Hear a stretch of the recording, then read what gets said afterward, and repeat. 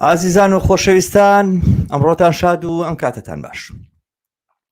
ئەمڕۆ لە کەناڵی هیواوە بەرنامێکی تایبەت و زیندوتان سەبارەت بە پرسی ئازادیەکان لە کوردستان پێشکەشەکەین. ئەمڕۆ هاوڕێ هیوا عومرم لەگەڵا مە پێکەوە لە خزمەتی ئێوەیان بۆ پێشکەشکردنی ئەم بەرنمەیەوە دیارە هەر لەسەرەتاوە بڵین کە باسەکە کراوەیە و ئەتوانن ئێوە بەشدار بن. بەخێراتی هیوا. سڵاو شەماڵجیان. زۆر چاکە.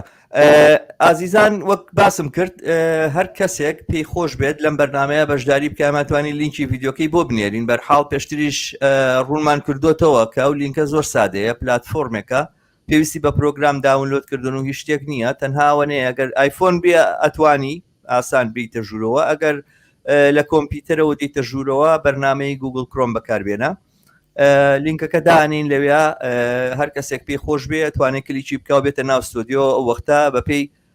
بەرنمەکەی خۆمان فرسەت بۆ بەشداری ئێوەی ئازیز فراهەمە بێ. وەشی تریش وەکو جاران نتوانن بە کۆمنت بەشداری بکەن و پرسیارەکانتان سەرنجەکانتان لێرە هەم بڵاوە بێتەوە هەم هەوڵەدەین لە خزمەتی ئێوەی ئازیز بین و وەڵامیان بدەینەوە. ئەم بەرنامەی ئێمە تایبەتە بە پرسی ئازادیەکان لە کوردستان. بەڵام حقیقەتەکەی ئەوەیە من و هاوڕێهیوا بڕیارمە ناوەمڕۆ لەسەر ئەم بابەتە کەمێک فراوانتر بدوین. یعنی باسەکە تەنها باسی ئازادی سیاسی و باسی ئازادی ڕۆژنامەوانی نییە. ینی بە جۆرێک من وام پێم وایە زۆر جار ئەم ئازادی ڕۆژنامەوانە لەگەڵ بایەخی لەگەڵ گرنگجی لەگەڵ ئەوەی کە مهمە. یانی تۆ گەردەمی ڕۆژنامەوان بەستی دەبێت چی لە تری خەڵکی تر بکەیتەوەوانە ئەمانە هەموو حقیقەتن واقعن. بەڵام زۆر جار وای لێ دێ مەسەلەن ئەوەی کە ڕۆژنامەوانێککەوێتە زیندانەوە یاخود ئازادی ڕۆژنامەوانی پێشێلەکری ئیتر هەر ئەوە ئەبێ بەکەیس و هەر ئەوە بێ بە مەسەلە. مەسەلەن پێشێلکردنی ئازادیەکانی تر بۆ نمونە سەلەفیەکان لەسەر تەلەڤیزۆن بە ئاشکرا پەلاماری شخصیەت و کەرامەت و حیسیەتی دانە بەدانێ و ئینسانانە دەکات هەر لەبەر خاتەوەی نوێژ ناکەن یا بۆ نمونە لەسەر مەسەلەی سەماکردن ئەو کێشە گەورەیە ئەو کەمپینە گەورەیە ئەو هەموو جنیەوە ئەو هەموو تەوهینکردنە یا مەسەلەی هۆمۆسێکسوەلیتی کە ئاسایشی سلێمانی هەڵەکوتێتە سەریان و کەسانێکی بێەوەی کەسانێک کە زەرریان بۆ کەس نییە و یانێ ژیانێکی یاسایی خۆیان بژین بە تۆمەتی جۆر بە جۆر تەوهین پێکردنیان زیندانیکردنیان هەموو ئەمانە ئێمە لە بەرامبەر پرسێکی گەورەی ئازادیادانێ لە کۆمەڵگایە. یعنی من بۆ خۆم نەزەرم وایە کە ئێمە نابێن پرسانە لە یەکتر جا بکەین و جان بەرنامەمان داناوە کە سەبارەت بە هەنێک لەم مەسائلانە قسە و باس بکەین و هەنێک لەم مەسائلانە تاوتوێکەین. من تقریبەت بە پێشەژێکی کورتم وت هیواجان نەزەری تۆ چییە؟ سڵاو جارێکتر شەماڵ سڵاو لە بینەرانی کەناڵی هیوا یادارم هەمولایەک کاتێکی بەسوود لەگەڵم بەرنمەیە وەکو جەناب دوتت بتوانن شێری ئەم بەرنمەیە بکەن لەگەڵمان چ لە ڕێگای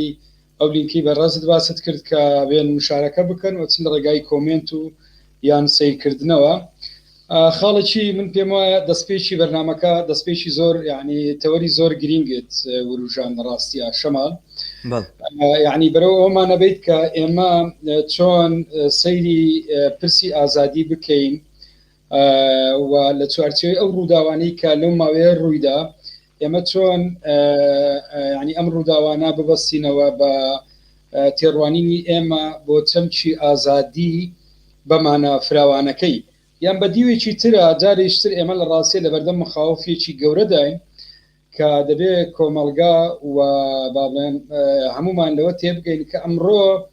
بە دیوێکە ئەگەر فۆکس لەسەر ئازادی ڕادەربڕیم بێ بەمانای ینی لەسەر ڕۆژنامە نووسان بێ بەڵام لە ڕاستیدا کۆی گشتی ئازادی لە هەرێمی کوردستان ئەمڕۆ لە بەردەم هەڕەشیشی گەورەیە. ئێمە لە ڕاستی لێرە دوو بابڵێن دوو شق قابل بە گفتوگۆ دەبێت شەمان شقێکیان ئەوەیە کە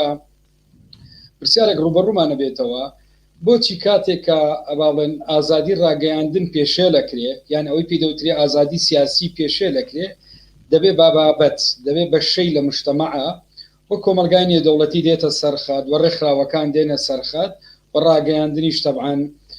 دەیکاتە بابەتێکی گرنگ لە ناو دووکەوان ئەمە بەمانای ئەوە نەبێ ئەمە بەمانای ئەوە نەبێ کە ئەم بابەتە گرنگ نییە وەکۆی جەنابەت وتت بەڵام لە بەرامبەر ئەوە کاتێک کە باسەکەی هەر لەم چەند ماوەیە لە بەرامبەر ئەوە هێرشی با بڵێن سەلەفیەکان یان ناو دووکەوانە خەڵکانێک کە هەرچیچان ناوبێ دژ بەوانەی کە التزاماتی دینیان نیە یان التزاماتی چی تری دینیانەیە هەروە ئەوەی باست کرد ئەوانەی کە هۆمۆسێکسواڵەتی کە لە ماوە ڕابردوو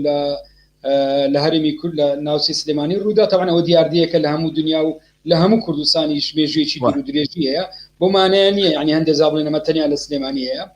وەک مەسەلەی ئازادی سەماکردن ئەمە یەکێک بوو لەو بابەتانەی کە لە ڕاستیە یعنی یەکێشتر بوو لەو بابەتانەی هەموو ئەوانە لەگەڵ کۆمەڵێک وردەکاری ترکە ڕەنگە ئێمە دەرفەت نەبێ من پێم وایە مانە فراوانەکەی چەمچی ئازادی بیرروڕا ئازادی تاک پرۆسەی مەدەنیەت لە هەرمی کوردستان پێک دێنن کە هەموو کاتی هەموو ئەوانە ڕوبەڕووی لێدانە بنەوە ڕوبەڕووی ئینتیهاگە بنەوە ئەمە بێگومان پێشێلکاریە نە پێشێلکاری بۆ عقلەتی کۆمەلگای مەدەنی لە داتابێسێک ئەمە بێن باڵینەکان تۆمار بکەین و لەسەری ساڵە لە مؤتەمەرێکی سەحەفی ئیعلانی بکەین بەو مانایی کە لە ڕاستیە ئەمە بابەتێکی مجتەمەعیە ئەمە بابەتێکی مجتەمەعیە و ئازادی ناکرێت پارچە بکرێت من لەم وەرە لە ڕاستیەوە بۆ بینەرانیش دەبێت ئەم پرسیار ڕوبەڕووی خۆمان بکەینەوە ئێستا هەرچی هەمومانە داکۆچی لە زیندانیانی سیاسی بادینان بکەین دقیقاً نقطە سەری دێر ئەمانە بە دیدی ئێمە و پێشتر بەرنامەی تریشمان لەسەر کردووە ئەمانە لەسەر بیرۆڕای سیاسی دادگایی کراونە ڕاستیە ئەمە بۆ سەپاندنی زیاتری دەسەڵاتی هێزێکی دیاریکراوە لە ناوچەیەکی دیاریکراوە کە باشە زانێ چیتر ناتوانێت کۆمەلگا کۆنتڕۆڵ بکە تا دوێنی لە ڕێگای کڕین و فرۆشتن بوو ئەم لە ڕێگای پێشتر لە ڕێگای کوشتن بوو ئەمە لەسەر ئاسی کوردستان لە زۆنەکەی تریش هەمان حاڵەتە تەبعاً دواتر دێن لە ڕێگای دادگاوە بەکارهێنانی دادگاوە ئەمە دەکەن بەڵام پرسیارەکەوەی لە پاڵەوە شەماڵ بۆچی ئێمە یعنی چۆن ئێمە ئەم پرسانە چۆن ببێ بە پرسێکی کۆمەلگایی لەلایەکە دوو چۆن ئێمە کۆمەلگانێ یعنی بیان بەشێک لە ڕاگەیانەکان دەستکاری ئەم دنیا بینیە بکەین بەڵێن ئازادی کاکە پارچە ناکرێت ئازادی ئارو نییە خەیار نییە بە چقۆیەکە لەتی بکەی ئەوەی بەدڵمە بەکاری بێنم و ئەوەی تر بەکاری نێنم وەکەوەی ئێستا لە مابینی سراعی سیاسی نێوان لایەنە سیاسیەکان بینیمان ئەگەر دیقەت بدەیت لەسەر ئەم مەوزوعی با بڵێن دادگای پێداچوونەوە و کەیسی بادینان زۆر لایەنی سیاسی دێنە سەرخەت و گفتوگۆ دەکەن بەڵام پرسیار ئەوەیە بۆچی لەسەر کەیسی سەماکردنی کوڕکچێک لە سلێمانی نان ئەم داکۆچیە بکەن بڵێ بۆچی بەیاننامەی کۆمەڵێکی زۆر تقریبا 200 و نزیکەی 50 شتێک کەس بوو کە لەسەر تاسەری کوردستان و لە دەرەوە لە بەرامبەر ئەو پەلامارەی کە خرایە سەر هاوڕەگەسخوازان لە شاری سلێمانی بەیاننامەیەکمان بڵاو کردەوە باوەڕەکە یەک دانە جەریدە یەک دانە ڕۆژنامە لەو ڕۆژناماوانە ئازادی خوازانە کە هەمیشە باسی ئازادیەکەن یەک دانە تەلەڤیزیۆن لە چەند کەناڵەوە بەدەستیان گەیشتووە یەک دانە شەنامەدە نەبوون بڵاویکەنەوە ئەمە کارەساتە بەڕاستی ئەمە لە ڕاستی ڕێک یعنی ڕامان دەچێشی بۆ چی ڕامان دەچێشی بۆ ئەوەی کە ئێمە ئەم کۆمەلگایە من پێم وانە ینی کۆمەلگای ئێمە بەم ئاستا ئەمە نەتیجەیە کۆمەلگای کوردستانی گەنا لە ڕاستی هەمیشە کۆمەلگای کوردستانی کۆمەلگایەکی زیندوو بووە و ڕووداوە سیاسیەکان و گۆڕانکاریەکان بە بەردەوامی لەباری مێژویی و دەرئەنجامی تەنانەت هەڵبژاردن و نەتیجەی دەنگدانی هێزە ئەو هێزانەی هێزە خۆسەپێنەکان و مەسەلەی حرەکاتی احتیجاجی کۆمەڵی بابەتی تر هەموو ئەو مؤشرانن کۆمەلگای ئێمە کۆمەلگایکی زیندووە بەڵام بۆ بەم چەند ساڵی ڕابردوو کۆمەلگا بەم ئاراستەیە یان بەم ئاراستەیە دەڕوا دەبێت بە کۆمەلگایەکی ئەوی پێ دەوترێت تاگڕەهەن لە ڕاستیە بەو مانایە تەنیا فۆکسی لەسەر بەشێک لە ئازادی بێ و ئەم ئازادیش لە چوارچێوەی گەمە سیاسیەکان بەکار بهێندرێ و یاری پێ بکرێت تۆ سیر بکە هێزێکی وەکو بۆ نمونە ڕەنگە لایک بەشێک لە خەڵک ئەمە خاڵێکی زۆر گرنگ بێ هێزێکی وەکو با بڵێن یەکێتی دێ بەیاننامەیەک دەرەکە دژی ئەم برادرانەی بادینان هەر یەکێتی خۆی لە ناوچەی سلێمانی لەم ماوەی ڕابردوو کە چەند خۆپیشاندانێکرا 40-50 کەس لە خەڵک دەستگیر دەکات لە بەرەوەی لە زیندانان هێشتا پێم وایە ئەمانە لە زیندانان ئەمانە دەستگیر دەکات لە بەرەوەی داکۆچیان لە قەزیەیەکی کوردستانی کردووە لە باکووری کوردستان بەهەماشەوە مەوزوعی هۆمۆسێکسواڵەتەکان لەم منتیقەیە سیر ئەم دیقەتە کاتێ لە خۆی لە کاتێکە باسی ئەوە دەکات کە نابێ دواتر دەکرێت بە فراوانی باسی ئەم بابەتە بکەین نابێ ئەم سزایە ئەزمموی یاریمی کوردستان ناشیر نەکە پرسیارێک لەم هێزە بکرێ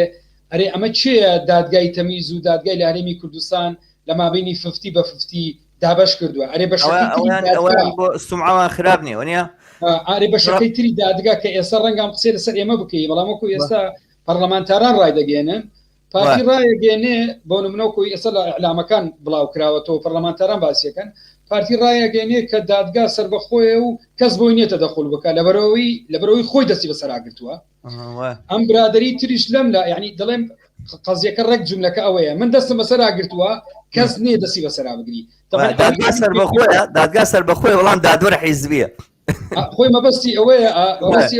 خۆی ڕێک جملەکەوای لە دەکات لە ڕاستیە سەر بە من یەکسانە بەسەر بەخۆیی ئەمەی تریش لەملا یعنی لەملا بە هەمان شێوە مەسمان کە یەکێتیە ئەمەش بامان شێوە بە هەمان حاڵەت دەستی کردووە بە لە چوارچێوەی باڵێنەوەی بە 50 بە 50 باسی کرا لە جامیعەوە لە مەکتەبەوە لە ئاسایش و پۆلیسەوە تا دەگاتە دادگا وەکۆی ئەم داتایانەی پەرلەمانتەران باسیەکەن بۆ ئیسماڵە بەیانی پێمان نەڵێ ئەم داتات لە کوێ ناو وەرە ئەین بکە ئەمانە خۆیان بڵاویەکەنەوە پێمانەڵێ کە ئەمانە چۆن هین کراوە لێرە لە ڕاستیە خەڵک زۆر گرینگە لە لای من تێکەڵاو نەبێ ئەمەی داکۆچی لە ئازادی ئەمەی ئازادی ڕادەربڕینە هەرێمی کوردستان بەمانە فراوانەکەی پێشێلەکە و ئەوەی داکۆچی لێ ئەکا و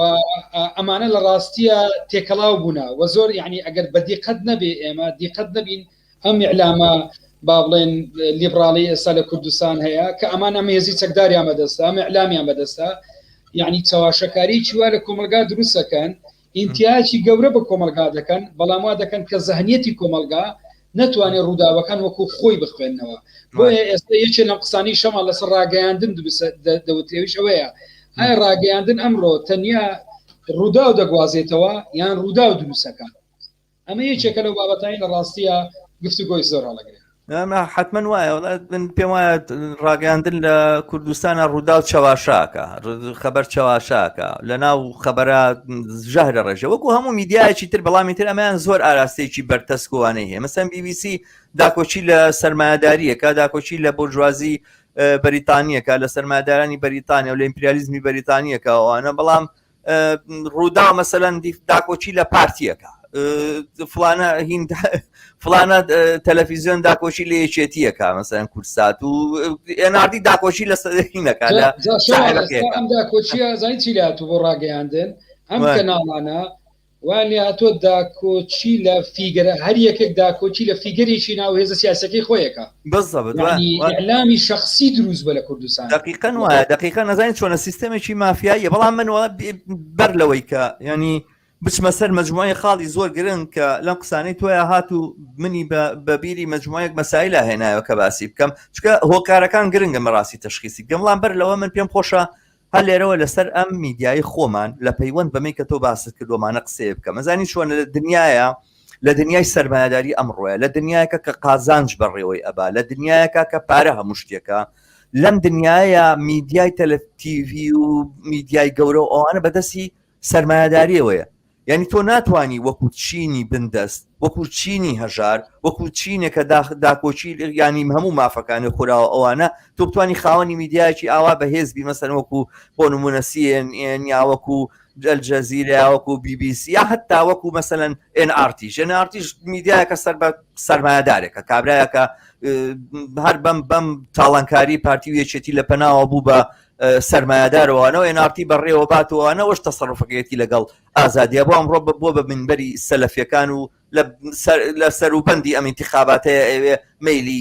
ئیسلامیەکان و مسڵمانان و ئەوانە بۆ خۆی ڕاکێشەوانە دەستی یاوەتە تەبریرکردنی هەموو کۆنەپەرستیە لە دنیایەکی ئاوایە ئەوەی کە ئێستا مەجال بۆ ئێمە ماوە تۆ بەڕاستی سۆشیال میدیایە یعنی ئەم کەناڵی ئێمە لەسەر سۆشیال میدیا لەسەر فەیسبوک لەسەر یوتیوب فراوانکردنەوەی ئەم جۆرە کەناڵانە و ئێمە دەستگەیشتنمان بە کەڵچەری یاخود فەرهەنگی متابعەکردنی سۆشیال میدیا بۆ تێگەیشتن لە یەکتر بۆ بیر و ڕاگۆڕینەوە بۆ ئینکردن ئەمە مەسەلەیەکی زۆر گرنگە ئەنی من هەمیشە باسمان کردو و تومان لەم کەناڵی خۆمانەوە کەس پێویستی بە کۆمەک بێ کۆمەچێکی نەک بە خاتری ئەوەی کە مەسەلەن هەر لەبەرەوەی کە باشین و پیاوی چاچینەوەوانە بەسە لەگەم بەڕاستی لە ڕووی بەرژەوەندی خۆشمانەوەکو کەناڵەکە ئەگەر تەوەجه بەرەو یوتیوب بگوێزرێتەوە وەگەر یوتیوب ببێ بەو جێگایی کە خەڵک ئەتوانێت لێەوە زانیاری وەربگرێەوە ئەمانە قازانجی هەموو لایەکی تایە بۆیە من لێرەوە بیرم احتیکارەی هەیە ئەو عقل هەیە ینی هەوڵێکە بۆ نێژنێوی ئەو دقیقا نەزانی چۆنە خۆی تاوان خۆی یوتیوب چیەکە یوتیوب هەر قازانج کە کۆمپانیایکی سەرمایه‌داری ئەویش لەسەر ئەساسی قازانج بنەوە ئەوانە بەڵام هیچ کاتێک سەرمایه‌داری چاڵی هەڵ ناکەنێ چاڵی پڕ ناکاتە بۆ چاڵیشکە هەڵ نەکەنێ ئێمە مانانیش پێویستمان بۆیە لەم فرسەتانە سوود وەربگرین بەڕاستی یوتیوب مەجای ئەوەی تایە ئێمە ئەتوانین کەناڵی وا گەورە دابنینەوەوانە کێسە لە ئەمریکایە کەسانێک کە لە CNN و لە مثلەن فۆکس نیوزوانە بێزارن بۆ خۆیان کەناڵی یوتیوبیاندانەوە من کەناڵی یوتیوبە ناسم 10 ملیۆن بەشداری هەیە 10 ملیۆن بەشدار یانی چی ینی تر مؤسسەیەکی گەورەیەوە توانێت بە ئارەزوی خۆیم بێت کەسانێکن کە زۆر پێشکەوتن خوازانە زۆر ڕۆشنانە بەبێەوەی مەجبور بن ئیعلانات وەربگرن و نازام لە ڕەحمی کۆمپانیەکانە بە قسەی خوانەکەم بەرحەڵام نوکتەیە گرنگە منە لێستا بیریشم نەچێ بە هەموو ئەو بەڕێزانە بڵێم کە بینەری ئێمن ئەم بەرنمەیەمان کەوتە جێگەی بەرنمەکانی دیالۆژی هیوا بەرنامەی دیالۆژی هیوا لە هەفتەی داهاتوە ئیتر من لە فەیسبوک پەخشی ناکەم داواتان لێکم کەناڵی یوتیوبی هیوا سبسکرایب بکەن و لە بەرنامەی دیالۆژی هیوا لە یوتیوبەوە سیر بکەن هاوڕێیانێکیش کە لێرە لەگەڵمان ئامادەنەوەوانە هەر ئێستا داواتان لێکم لە ڕێگەی خۆتانەوە لینکی یوتیوبی کەناڵی هیوا لە پەیجەکانی خۆتان لە ئەکاونتەکانی خۆتانە شێرکن بە لەم باسە زۆرترین کەس ئاگادار بێ و زۆرترین کەس بەشدار بێ و لە داهاتووشە پشتیوانی زۆرتر بۆ کەناڵەکە هەبێ بگەڕێمەوە سەر باسەکە ئەزانی چۆنە من پێویستم بەوەیە لەسەر مەوزوعی ئازادی سیاسی بەتەنها بە ئەزانی چۆنە بە چۆن بڵێم خراپی یاخود نازانم ئەهریمەنی یا شەڕوری دەسەڵاتەوە نەیبەستمەوە من وازانم زمینەیەکی دیاریکرا و وای کردووە پێداویستیی دیاریکرا وای کردووە ئێستا ئەم دەسەڵاتە بەم شێوازە زۆر زۆر ئاشکرا و بەرچاو و دڕندانە پەلاماری ئازادی بە و بەم شێوازە مەسەلەن هەتا پشتیوانی لە سەلەفیەکان بکە هێرشی سەلەفیەکان و هێرشی ئیسلامیەکان بۆ سەر ئازادی سیاسی لە کوردستانە دەسەڵاتی پارتیەکێتی لە پشتەوەی مطلقاً من لەم بابەتەوە یەک زەڕەکینم نییە گومانم نییە یان لێ جێگایەکە مەسەلەن تۆ لە سعودیە وا ئیسلاحی دینی ئەکرێت و پاشاکەی وای نەکا و ئەزهەر دوێنێ پێرێ مفتی ئەزهەرە چیە ئیمامی ئەکبەری ئەزهەر یەک لیستی دەرکرد لەسەر مافەکانی ژنان ومانە چۆن مافی ژنان پێویستە چای پیابەخشێنرێتەوە مجموعەیەشتی کرد کە بە سەوابی دانراوە ئەلەم هەلومەرجە ئەم سەلەفیە دڕندەیە چییە پیاوە لە کوردستانە کاب بە نوێژ نەکەرەڵێ زینا کرد بە نوێژ نەکەرەڵێ تاوان کرد و جینایەتکار وەوانەوە بێ ینی وەکو وا خوێنی حەڵاڵکەی ترە کەسێ نوێژی نەکرد بیکوژە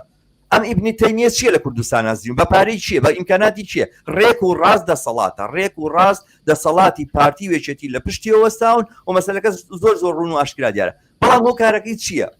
بەڕوای من هۆکارەکەی قوڵبوونەوەی قەیرانی ئەم دەسەڵاتەیە یعنی ئەم دەسەڵاتە گەیشتۆتە جێگایەک بە بڕوای من بیانی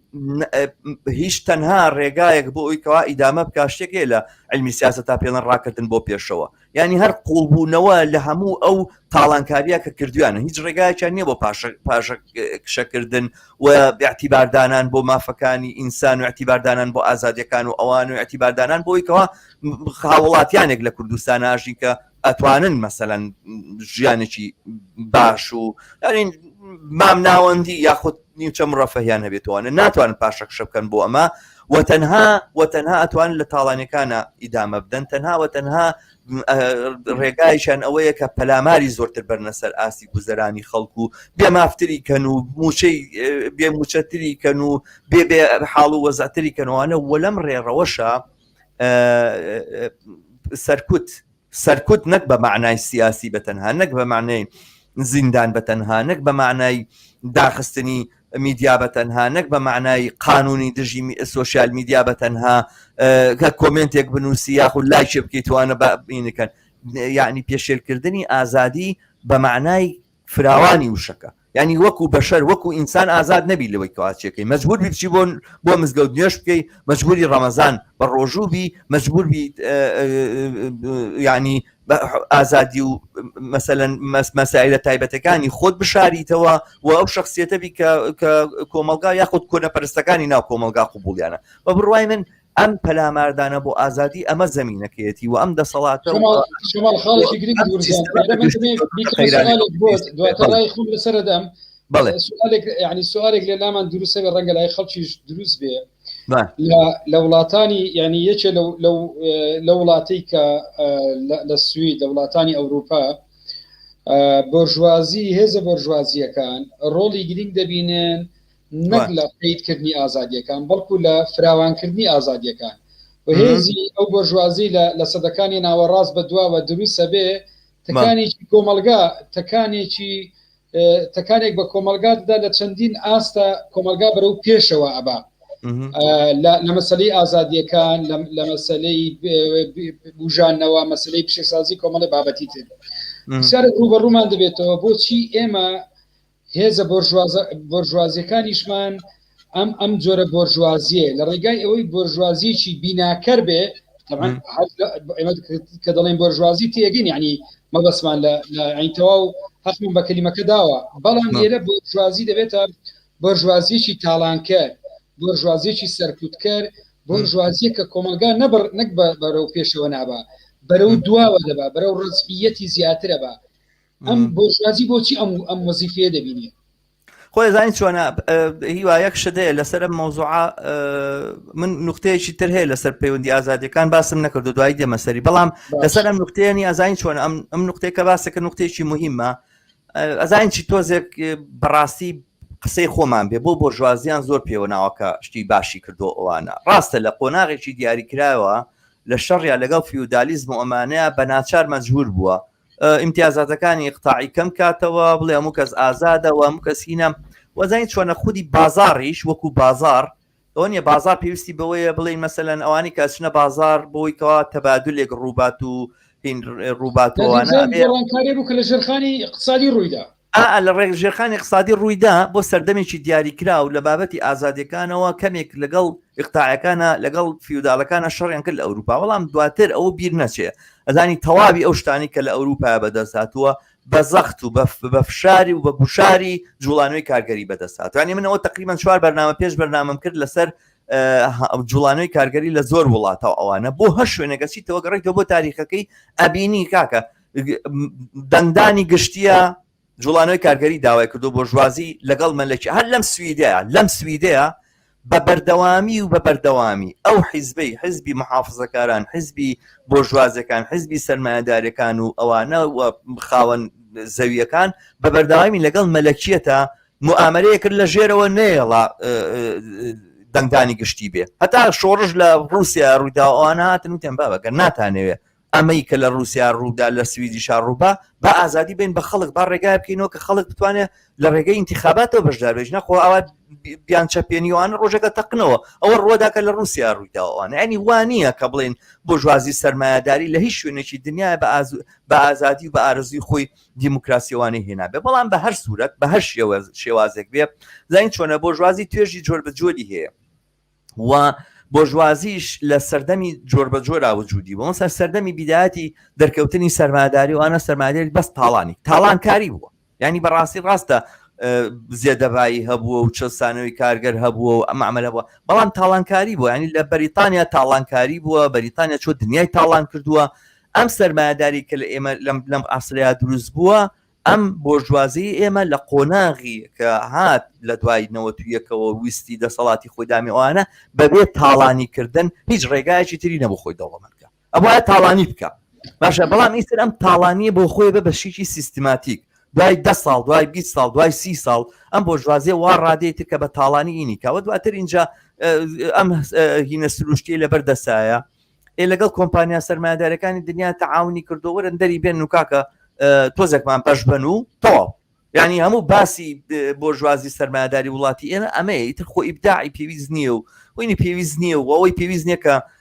پێشکەوتنێک ڕووباوەمانە طبعاً بەو ئاعتیبارەی ڕابردوو یعنی هێشتا تۆزێکیش لە ڕووی فەرهەنگیەوەوانەوە تاسیری هەیە مەسەلەن ئێستا خەلیجەکان کەوتونەتە خۆیان سعودیە ترسێ سعودی ئێستا زانێکە ئیتر ئەوەی نەوت وەکو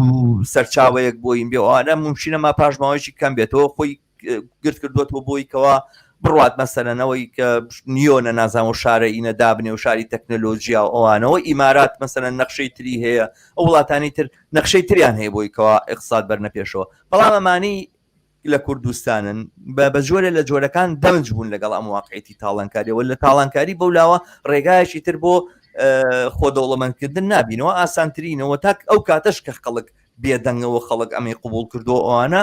واقعان هەر ئاوامێنن بۆژوازی سەرمایه‌داری وڵاتی ئێمە بە شەقی خەڵکی کارگەر و زەحمەکێش دەتوانێت بێ پێشکەوت ئەتوانێت بێ پێشکەوتن خواست من بڕوان بەوە نییە کە بڵێن ئەم بۆژوازی هەروامێنێتەوە ناگەر شەقی کارگەر و زەحمەکێژە بێت و ناڕزایی هەبێت ومانەوانش ئاڵوگۆر لە خوانە بەدیەکەن بەڵام لە خوانە و کارە ناکەن باشە من بێمەوە سەر یەک خاڵی ترکە لە باسی ئازادیەکانە باسەکرێ ئەوانە زین چۆنە ئازادیەکان لە کوردستانە نابێت جاشکرێتەوە لە مافەکانی خەڵک یعنی خەڵک بەسەرەن ئازادی نابێت تەنها ئازادی ڕۆژنامەوان بێت وا حسابی بکەینەوەوانە بۆ ئەوەی کە چی ئەوێ بینوسێ یعنی ئەگەر ئێمە مانان هەمیشە باز لە ئازادی ڕۆژنامەکان چیەکەن بۆ ئازادی چینی کارگەر بۆ ئازادی ئەوەی کە تۆ نیقابەت هەبێ ڕێکخراوت هەبێ کۆڕ و کۆمەڵ دروستکەیت و ئەوانە وە پێویستت بەوە نەبێت کە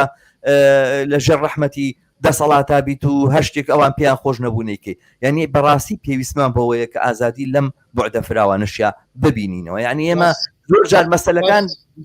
زۆر سادە ئەکرێتەوە وەی کە مەسەن لە کارگەیکی وەکو کارگەی ئاسنی مەسەلەن سلێمانیە مدیرەکەی ئەتوانێت ئەو پڕی سەرکت و قەمع و بین بەکاربێنێ خاڵی گرنگت وروژاند یعنی من لەم ماوەیە لەسەرم بابەتە سەردانی وەزیری کارمان کرد لەگەڵ زۆر ینی خەڵکی مهتەم بە مەسەلەی کرێکاری کۆبنەوەمان کرد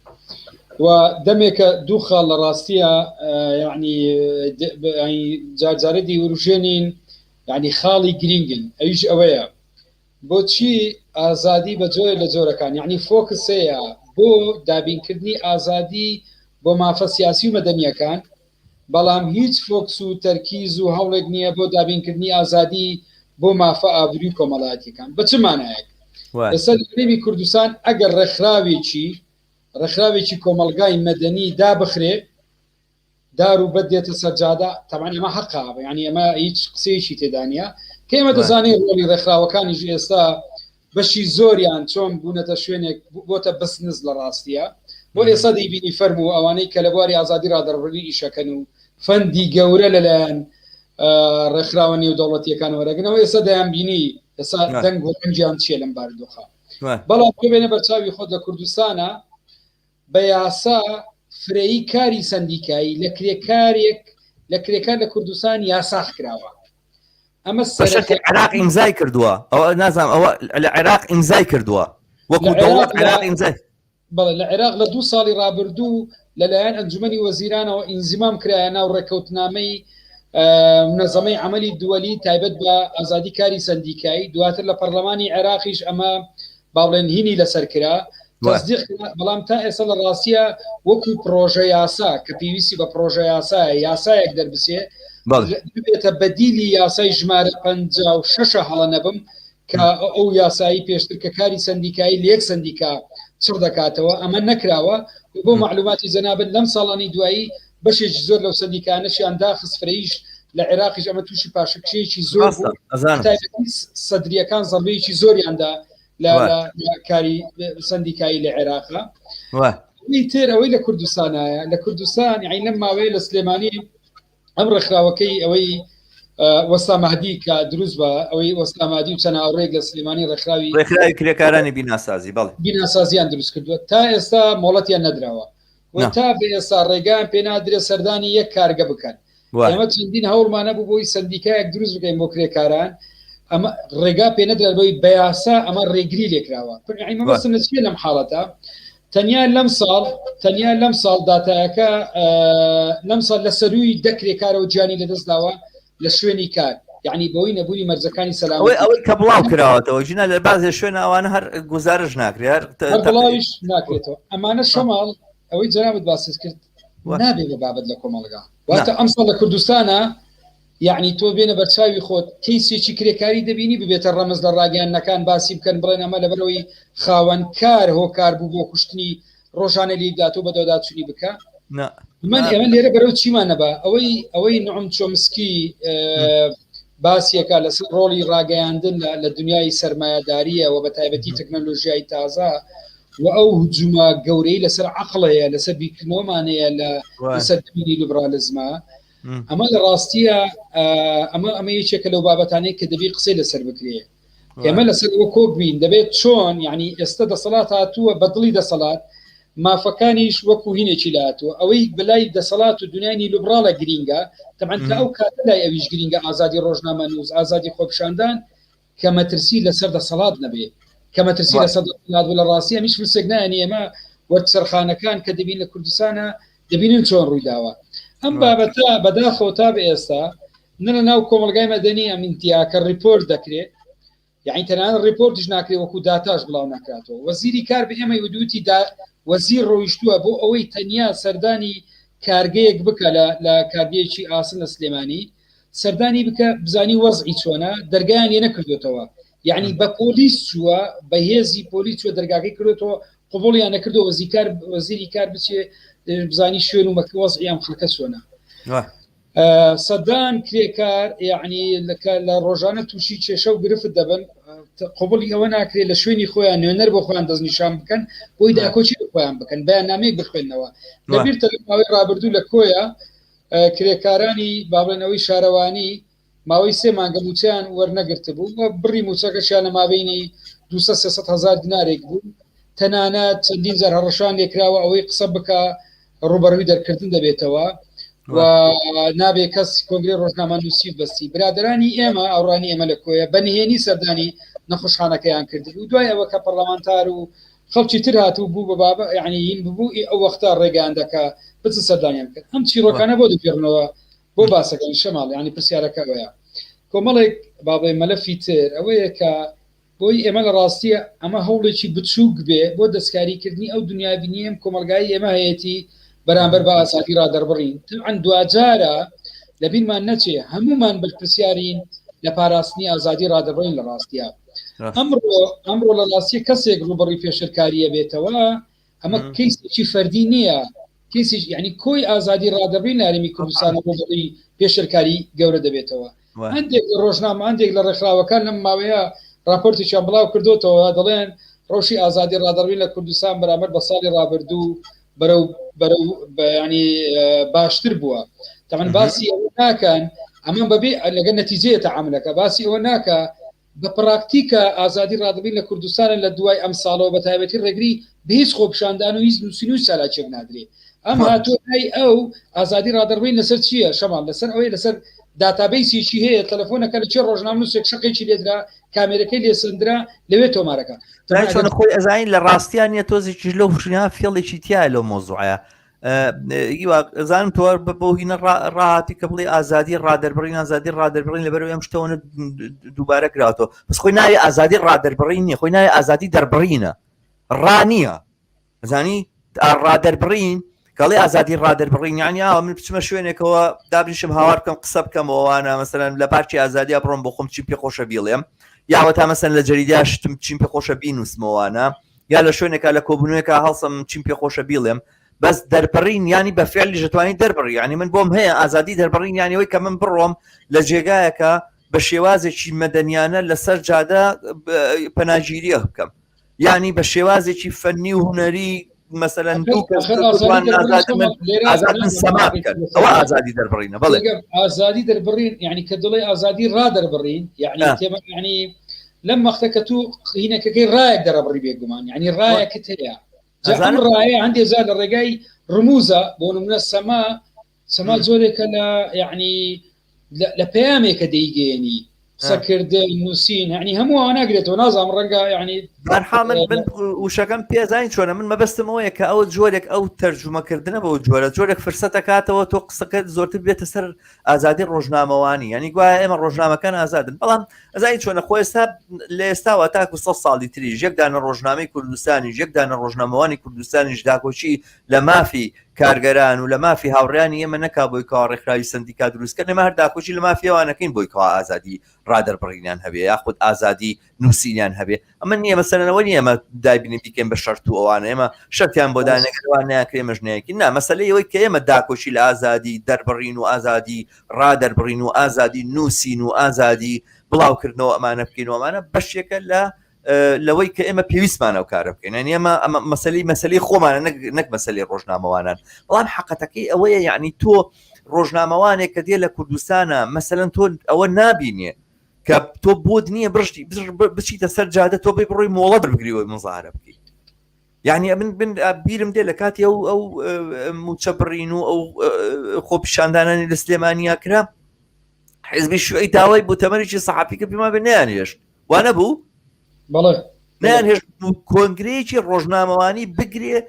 باسی بکە باسی ئەم وەزع بکانی تۆ ئێستا باسی چی ئازادی دەربڕین و ئازادی ڕادەربڕین پێشکەوتەوە بە کام دەلیل بە کام داتا بە کامین تۆ کە خۆت ناتەوێ ڕادەر بڕیوانە تەواانی تر هەرچێکت ناوێری هیچ شتێک بڵی توانە ئەوانی کە ئەوێری بیڵی بڵاوە بێتەوە نابێ بۆی کە ئازادی دەربڕینەوە بێ بۆی کەەوە تۆ خۆت سانسۆر کردو ینی سانسۆرەکە زۆرتر هین بووە بەرحاڵ من ئەم قسەی سورمە لێرە کردوێتی هاوڕێ سورمە بە قسەیەکی مهمە زانم کێمە مناقەشەی بکەین دواتر یەمەوە سەری بەڵام پێشەوە دۆستان و ئازیزان پێم خۆشە ئاگادارتان کەمەوە جارێکی ترەکە دەتانوێت بەشدار بن لەم بەرنامانەی ئێمەیە هەر ئەم لینکە کە ئێستا خەمە سەر چاتەکە لە هەموو فەیسبوکەکانە و لە یوتیوبیش دەرەکەوێ ئەتوانن ئەو لینکە کلیک بکەن و بتوانن بێنە ناو ستۆدیۆوە و ڕاستەوخۆ بەشدار بن لەگەڵمانە ڕاستەوخۆ ڕێی خۆتان دەرببڕن سەبارەت بە بابەتی ئازادیەکان یاخود دۆخی ئازادیەکان لە کوردستانە سەبارەت بەم وشەیە کە بەم عیبارەتی کە ئاورە سورمە نووسیوێتی ئەڵێ ئەبێ ئەو کەیسا دیارمە بەستی کەیسی من باش ناتوانین بخوێنمەوە شەماڵ خوێنمەوە منی خوێنمەوە من گەنجترم ئەبێ ئەو کەیسە ببین بۆ UN لە هەولێر سندیکای کرێکاری ئەبێ فشار دروست بکرێ ینی مەبەستەوەی کە بۆ سەردیکای کرێکارانمە بەسمانەوەی و کەیسە بەرین بۆ UN لە هەولێر دەرمانەکە لەوێ نەک پارتیوێچێتی و من پێم خۆشە لەسەرم مۆزوع قسە بکە من نەزانم کە زۆر جارێ ئێمە دیارە UN وانە بە مەرجعی گەزانین بۆ ڕەخنەگرتن لە هین بە حسابەوەی کە کوردستان هێشتا هەر لەژێر بە معنایەک لەژێر ویسایەتی دەولی هەیە ئەنێگەر لە عەمەلیشە لە هینی شاوانێ لەسەر کاغەز بەڵام لە عەمەلیە زۆر جار وایە بینین و ئەوانەوە هەر ئەم ڕۆژانە زۆر قسە لەسەری نەکرێ هیوە ئەم مەسەلێ زۆر گرنگە ئەوەی کە بڕۆین سەفارەتەکان دابگرین و بڕین بە سەفارەتەکان بڵین و ئەها مەسئول بەرزانی قوڕی بۆ خۆی گرتەوە باسی سیخوڕی ئەمریکا و ئەڵمانیای کردو ئەمانە و کێشەکە گەشتوتە ئەوێ و ئیتر هینە بێ ینی بەڕاستی من نەزانم هاوڕێ سورمە لە شووە قساکە بەڵام بە مناسبەیە گەزانم بۆ ئەم باسکردنە زانین هەستەکەی تەوەهومێکی زۆر زۆر گەورە هەیە بەم وڵاتانە و بە ئەمریکا و بە ئەڵمانیا و بە فەڕەنسا و بە ئەوروپا و گوایە ئەوان داکۆچی لە ئازادیەکەن و ئازادی بۆ ئێمە دێن و دیفاع لە هینەکەن بە نەزەرم هەموو سەرکت و قەمع و ئێرهابێ کە لە کوردستان و لە عێراق ممارەساکرێ بە جۆرە لە جۆرەکان ئەچێتەوە سەر پشتیوانکردنی ئەوان یعنی ئەو دۆخی کە لە عێراق و لە منتیقەکە خوڵقاوە بە جۆرێکەوان خۆڵقان گوێنە شەڕی عێراق و ئەو وێرانکاری لە منتیقەیە کردیان لەم ناوچەیە کردیان داکۆچیکردن لەو ڕەوتە کۆنە پەرستانە و کۆنە پارێزانە و چوونە بنباڵی فاشستێکی وەکو ئەردۆغانەوە دیفاعکردن و داکۆچیکردن لە مەملەکەتەکانی خەلیج و کەندا و لە هەموو کۆنە پەرستیە و شێربادان لەگەڵیان و ئەمانە هەموو کاری ئەمریکا بۆ لەم ناوچەیە یعنی ئێمە خۆمان بۆین کەین ئیسرائیل و ئەمریکا لەم ناوچەیە کامە حیزب و لایەن دوژمن بە ئینسانەوە دوژمن بە ئازادیەکانەوە دوژمن بە سادەترین مافەکانەوەوانە لە پشتیانەوە سا و دیفاعیان لێکن یعنی ئێمە بەڕاستی ئێمە ناتوانین بۆ وەرگرتنی ئازادی پشتمان بەوە قایم بکە گوایە ئەمریکا و فەڕەنساوانە دیفاعمان لێکەوە ئەمە بە معنایەک هینکردنە بە معنایەک تەفرەدانە و یعنی بە جۆرێک خۆش خەیاڵکردنە من وایە بینم کە ئەم جۆرە لەین کارەکانمان بەلاڕێیا بە بەڕاستی ڕۆژنامەوانێکی محتەرەم و بەڕێز علاقەی لەگەڵ هینا هەیە لەگەڵ سەفارەتی ئەمریکا دێ لە فەیسبوکەکەی خۆیەوە بەشان و باڵی ئەمریکا هەڵەیە ئەمریکا وای کرد و وای کرد نەخێر دادەجان بابەجان من نەزانم کە تۆ لە بەرخاتری پاراستنی خۆت لە قەمعی یەکێتی و پارتی زوو سەردانی ئەمریکاکەیت و سەفارەتی ئەمریکاکەیت و سەفارەتی ئەمریکا پشتیوانی خۆ دەزانی بەڵام ئەمە حەقیقەت نییە سەفارەتی ئەمریکا لەوانەیە دیفاع لە تۆ بکە و داکۆشی لە تۆ بکە بتبا بۆ ئەمریکا بتهێنێتەوە یارمەتی داتوانە بەڵام دیفاع لە ئازادی ناکە بینی ومانەوە هەموو کێسەمان دیوە لە کەیسی سەردەشتەوە بگرە هەتاکو کاوەگەنمیانی هەتاکو سۆرانی مامە حەما هەتاکو ویدات لە کام لەبانەیە هات و داوای کرد کە ئەم مۆزوعە بەلایەکە بکەوێ دارە هاوڕێک هاتووتە من فرسەت بە تۆ دەم ئەزانم هیواژان قسەت هەیە لەم بابەتە ئاوڕێک میوانێکی شاتۆ بەڵام نازم میوانەکە بێنم یا تۆ قسە زۆر باشە هاوڕێ ئاواتمان لەگەڵایە فەرمو هاوڕێ ئاوات ئەم کاتتان خۆشحاڵم هاوڕێیان سەرچاوان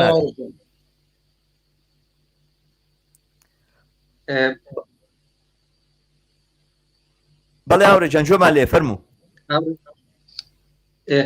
ئەم کاتتان باش هاوڕێیان خۆشحاڵم بە قسەکردن لەسەر ئەم بابەتە کە قسەکردنە لەسەر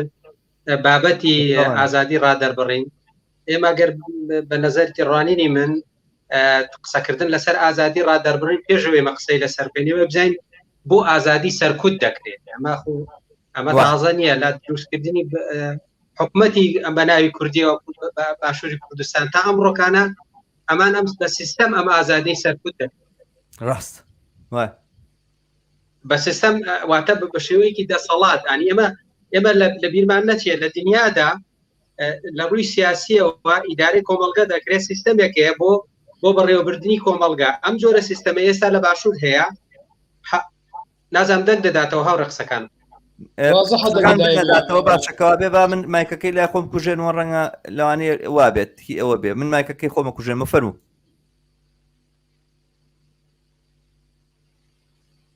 فەرما ڕۆژان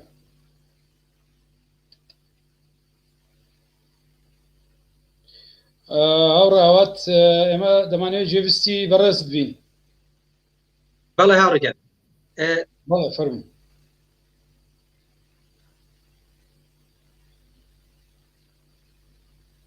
بەڵێ هاوڕێ دبینە سەر ئەسلی مەسەلە کاتێک ئێمە بە سیستەم وڵات بەڕێوە دەچێت ئەمە جۆرە سیستەمە ئێستا لە کوردستاندا هەیە بە درێژایی ئەم ئەوەندە ساڵە و لە داهاتوش بەو جۆرە دەبێ ئەگەر جۆرێکە لە سیستەمێکی ئێمەزانی سیستەمێکی سەرمایهداری باگراوندێکی خێڵاتی ناودنی هەر ئیزباتی ناودنی هەر جۆرێکی ناودنی کەواتە بەو جۆرە ئیدارەی کۆمەڵگە کردو ئێمە لە کوردستاندا هەڵە تێگەشتێک لە جۆری ڕەخنەکانمان لە ئاراستەکردنی سیستەمێکی چاوسێنەردا ئێمە دین ئەم ڕمە دابەش دەکەین مەسەلەن پێ بەشێک لە خەڵکی ناڕازی بەشێک ئەو خەڵکانی گەڕ هەتا ئازادی خواز و هەتا چپڕیکاڵەکانیش دابەشی دەکەم بەسەر ئۆرگانە عیزبەکاندا یان وە ئەوانەی گە لە دەسەڵاتدان یان ئەوانەیە گەر مبارەسەی سیاسی دەکەن لە نێو دەسەڵاتدا بەشێکیان لە بەشێکیان باشترە یعنی بەشێکیان ئازادی خواسترە بەشێکیان لەوانەی دی کۆنەپەرسترە بەڵام لە ئەسڵدا سەرجەمە و هێزانێکە لە نێو دەسەڵاتدان ئەم سیستەمە ڕادەگرن پایەکانی ئەم سیستەمە ڕادەگرنەکە گەپەرەدانە بەچی بە کۆنەخوازی بە چەوسانەوە هەردوو بوارەکەش لە کۆمەڵگەی کوردستاندا گەشەی پێدەدرێت بە درێژایی ئەم 30 ساڵەدا هەر بۆیەشە سیناریۆکان کاتێکە دەخڵقێ لە کوردستاندا کاتێک بۆ نمونە سیناریۆک دادەندرێت بۆ گەشەدانی کۆنەپەرستی کۆمەڵە مەلا کۆمەڵی خەڵکی کۆنەپارێز دێ لەولاو کە یاری بە قەزەکە دەکرێت و نمایشێکی واقعی لە کۆمەڵگەی کوردیدا دەدرێت بەڵام ئێمە تا ئێستا نەمانتوانیوە ئێمە بین دژایەتی ئەم جۆرە سیستەمانە تا ئەو پۆزیسیۆنێکە کاریش دەکات هەتا لە ڕوو ڕاگەاندنیشەوە ئێمە نەهاتوین بەدیلێک نیشانی کۆمەڵگە بدەین بەدیلێکی واقعی لە ڕووی بزودەوەیەکی جیاواز بێ لەو بزودەوەیدا بۆرژوازی هەیەی هێزی کۆنەخواسەیەتی ئەمانەیە داکوکی لە دەسەڵات دەکەن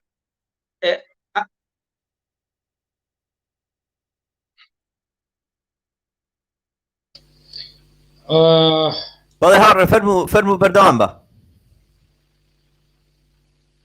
جۆمان لێ هاوڕێ فەرموو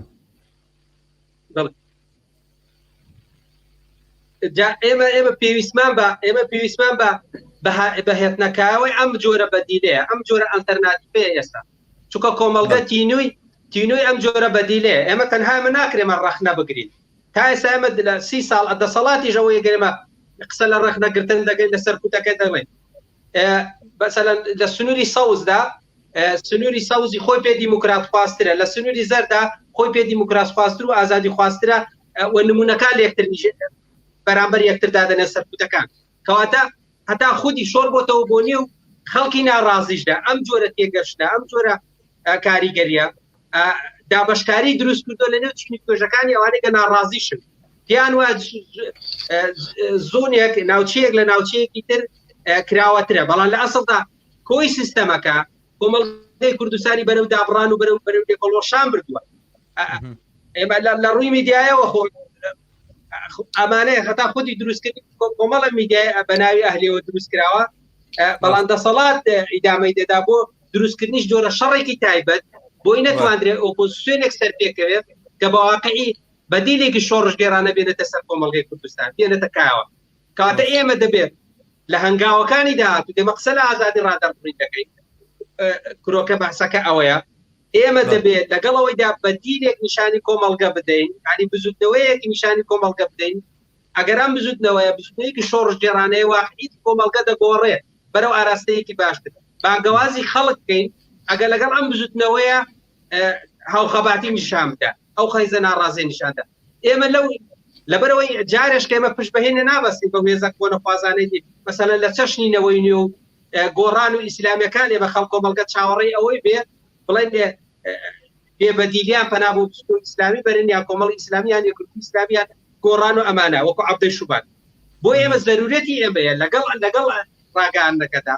کار لەسەر ئەم جۆرە بزوتنەوە بکرێت کە بزوتنەوەیەک بێ واقعی جوابدانەوەی ناڕەزایەتەکانی خەڵک بێ بەڵام بە تێگەشتێکی هاوخەبات و هاوپشتیوانی یەکتر کە بەدیلێکی ئینسانی تر بێ ئازادی خواستر بێت دەسەڵاتێکی باشتر نیشانی کۆمەڵگە بداگەلەوەی سیستەمێکی ئیدارەدان لەوەی ئەمڕۆ لە کوردستاندا هەیە ئەم جۆرە فشارانەگە ئێمە دەیکەین لە جینای مەجازیدا دەکرێت جانبێکی باشە بەڵام ناتوانێت خاڵە ئەساسیەکەی ئەگەر بەدەست بێنە ئەوە گۆڕانی کۆمەڵگەیە بێگومان ئەمەی کە ئێمەیکەن لە دنیای مەجازیەوە لەم ڕێگایەوە تەنها تاوتوێکردنی هەنێک جانیبێتی بن بۆ خۆم بەڕاستی بۆیە پێم خۆش بۆم بەرنامەیە بکەم لەسەر ئازادیەکان لە کوردستان چونکە هەستەکەم هەر گروپەی بەلایەکە دایشتێن یاخود هەر کەسە مەسەرەن کێشەیەک و قەزەیەکی دیاریکراوی ئازادی ڕۆژێک باسەکە ڕۆژێکی تر قەزەیەکی تر باسەکە وەکو ئەمانەی کە ڕەبتیان بەیەکەوە نەبێ من وازانم ئەم باسانە من بەڕاستی خۆم لە وجهە نەزەری خۆم و بۆیە پێم باش بوو ئەم باسە بکەم ئێمە پێویستمان بە پلاتفۆرمێکەیە بۆ داکۆچیکردن لەسەر جەم ئازادیەکان لە کۆمەڵگایە یعنی ئەوەی کە خۆی بە داکۆچی کار لە ئازادی ڕۆژنامەوانیە زانیە دروست نییە و باش نییە و بۆ خۆی باش نییە بێدەنگ بێ لە بەرامبەر پەلاماری سەلەفیەکانە بە پشتیوانی پارتیوێچێتی تاوان سەلەفیەکان کلچیان بەدەستی پارتیوێچێتیەوەیە یعنی ئەوان کە هانیانەدەن ئەوانن گاڵیان داوەتە جانی خەڵک و بەریان داونەتە جانی خەڵک ژینا خوان هیچ نین هەر هیچ نین هەر وجودیشان هیچ نیە لە کۆمەڵگایە بەڵام سەرمایەکەیان و پارەکەیان و ئینەکەیان لەلایەن ئەوانەوەیە وەختێک باسەکە سەلەفیەکان پەلاماری ئازادیەدەن لەگەڵەوەی یەکێتی و پارتی خەڵک زیندانەکان دووشتە لەگەڵ یەکترا فەرقی نییە ئەوەی کە تا ئێستا ڕێگە نادرێ مەسەلەن ڕێکخراوێکی کرێکاریانەی بیناسازی لەسەر شاری سلێمانیا دروست ببێت و خۆی بە خاوەنی قەزەیەک ئەزانیەوەوانە سەردانی جێگا و شوێنەکان بکە لە مەسایلە کارگەرەکانە بپێچێتەوە ئەمە بەشێک نییە لەو شتانەی کە ئەبێت ڕۆژنامەوانە فەرامۆشی بکەن زۆرتر باسەکەمان لەسەرەمەیە دیارە من لەگەڵ بەدیلەکە سەرنجام لەگەڵ تۆ موافقم هاوڕێی ئازیز ئەو بەدیلانە حتممە نەوێت لەسەر جادا لە ناو کۆمەڵگایە ئەنجام بدرێ ئێمە لێرە تەنها ئەومان پێکرێت تاوتێ ئەم باسانە بکەین و دیارە خۆمان بەوە نازانین بەرنامەیەکمان هێنا بێ خەڵک شوێنمان کرد بەڵام وشە نەزەری و تێڕوانی خۆمان سەبارەت بە مەسایلانە بەیانەکەین بڵێ دەمێت ئێمە بەحسی سەلەفیەت دەکەین بەم هێزێک ئێستا دروست بووە هەر من قسەکەی بەڕێزت تکرار دەکەن کە دەسەڵات هاوکاری دەکات بۆ ئەمە پێشتریش هاوکاری ئەمانەی کردووە لە چەشنی بزوتنەوەی ئیسلامیکە لە نەوەتەکان فتوای تیرۆرکردنی مەسەلە هەڵسوڕانی ئازادی خواز و یەکسانی خوازیان دەدا ئەمان پلەکانیان بەرز دەکردنەوە ببێەوەی بکوژە ئەوانەی گەر تیرۆریست و ئەوانەی گەر قەتڵەکانیان ئەنجام داوە دادگایی بکرێن تا ئێستاژە بینین ئەم دۆسیانە تاماوەتەوە یەکلا نەبووتەوە دا باشان گەشتۆتە دۆسی ڕۆژنامە نووسان ئەمە مەبستم دەسەڵات بەردەوام کۆنەخوازی بنیاد دەنێتەوە گەشەی پێدەداتەوە ئێستا هەر لە ئێستا لە ئێران دەبینێت لە مەریوان خودی دەسەڵات کۆماری ئیسلامی ئێران هاتووە هاوکاری سەلەفیەکانی کردو بۆچی هەڕەشە لە خەڵکەکە خەڵکە کوشت عنی بۆ ئیختینشانی کۆمەڵگە بدا بڵا ئەگەر جمهوری ئیسلامی ئێران نەمێنێ ئەمام سەلەفیانە دێنێەوە دەکوژن عنی خەڵک پاشەکشە بکە لە یاسامەدەنی شارەسانێتەکاندا بەڵام بە پێچەوانەوە کەوتەوە خەڵکی کردوانە لە دژی وەستا بەڵام ئەمەی لە باشووری کوردستانەیە ئێستا حملەیەکی بەیەسێ بە پێچەوانەی ڕۆژهەڵاتی کوردستان خەڵک بێ لە ئاستێکدا بێدەنگی هەیە لە ئاستێکی دەتوانن میدیاییدا بێدەنگی بەرامبەر سەکەرانی سەلەفیەکاندا بە ئاشکرا لە کەناڵەکانەوە فتوای جیابوونەوەی ژنان دەدا بۆی نوێژ نەکردنەوە بە سەلەفیاوەکانە نوێژ نەکەن ئاسایی جیا بکرێتەوە یان مەسەلەن هەتا ئازادیەکانە لێ قەدەغە دەکات بەژن ئەڵە داینەسۆرە بەژن دەڵە پڵان ڕەندەیە ئەمانە کۆمەلگای کوردی لە ئاس ئەمانەدا بێدەنگە تا ڕۆژی ئازادی خوازیشدا نەیتوانیوە سەنگەربەندێکی بەهێز دروستکە ڕوبەڕوان بەرزکاتەوە زانی شەشەکە چییە ینی ئەگەر بێدەنگیش نەوێت لە چۆ دەنگ بەرزکاتەوە مەسەنەن باش سربەخۆترین بە حساب میدیا NRTە NRT بۆتە پلتفۆرمی سەلەفیەکان بۆتە پلتفۆرمی ئیسلامیەکان لە چۆ خەڵک دەنگ بەرزکات و لە چۆ خەڵک ناڕزایی دەربڕێت فرسە دەگەێن بە دکتۆرێکانی شێوانە سەلەفیەکانە خاتە کوونەوە بەڵام ئەو بوارە نادرێ بەڕاستی لەبەرەوەی ئەمانە هەموو لە بنەوە هاوکاری یەکەن ینی مەسەلەکە ئەوەیە کێشەی ئێمە لەوەیە ئێمە لە بەرامبەر چینێکی کۆنە پەرستان ڕاوەستاوین بەرحاڵ هاوڕێ ئاوا پێم خۆشە لە چەندێن ڕێکا قسەکانت کۆکەیتەوە پێم وابێ هاوڕێ هیواش ڕەنگە تعقیبی هەوێ لەسەرم باسەنە با تەنها لە بینی من و توانە بێ فەرموو زۆر چا بەڵێ قسە بکەم هاوڕێ بەڵێ فەرموو من مەبەستم ئەوە ئێمە ئەرکی ئێمە ئەوەیان لەگەڵ دانانی ئێمە زیاتر گەشە بە میدیاچی ئازادی خواز یەکسانی خواز بدەین بەڵە بەسەرچاو بەسەرچاو من ئەڵێم لەگەڵ گەشەدان بە میدیاچی ئازادی خوازی ئێمە کار لەسەر بزوتنەوەیکی کۆمەڵایەتیش پێم بزوتنەوەی گەر لە هەناوی کۆمەڵگەدا بێ پشتیوانی ئەم بزوتنەوەی ناوخۆ بێ بۆ خستنی بزوتنەوە کۆمەڵایەتەکانی ترەوە یاسا مەسەلەن قسە لەسەرەوەی دەکرێت ڕێکخراوی بیناسازی ئیجازەی نییە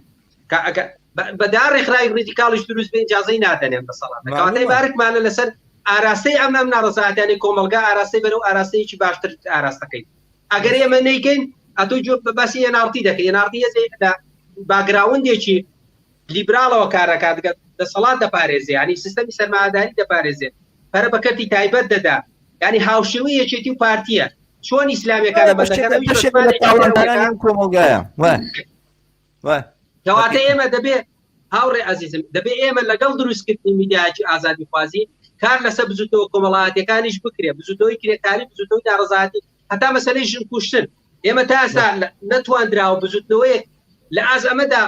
هەڵخڕێندرێت کەواتە ئەمە لە نێو کۆمەلگەوە کاری لەسەر بکەین و ئێمە پشتیوانی بن لە ڕووی میدیایەوە ئێمە هاوڕێ کورکراوە قسەکانم ئەوەیە کات ئێمە میدیاک دادەنێت ئەم میدیا دەبێ ئامانجی گەشەدان بە بزوتنەوە کۆمەڵایەتەکان بێت بە بزوتنەوە کۆمەڵایەتەکان بێت لە ناوخۆدا پشتیوانی ئەوە بێ بۆی ئاراستەی کۆمەلگە ئاراستەیەکی باشتر بێ و دەسەڵاتیش گۆڕ و سیستەمیش گۆڕ کۆمەلگە بگۆڕە بێتەوە دەسەکان خۆش زۆر دروستە هەر دەست خۆش قوربانت دەبم هاوڕێ هیوانوەرەی توێ دەمێک ئەمە قساکەین فەرموو وەڵام لە کاتێ هەڕاوات قسەیە کرد بیرم لە چیە کردەوە شەماڵ دەمت ئەوا بێ نوێژناکەرەکان بێژن نەمێنەوە لە کوردستان نێژنەگەژنەگەلیەسەنەوە ئەمە بەداخەوە ئەمن لە کاتی ئەمەیە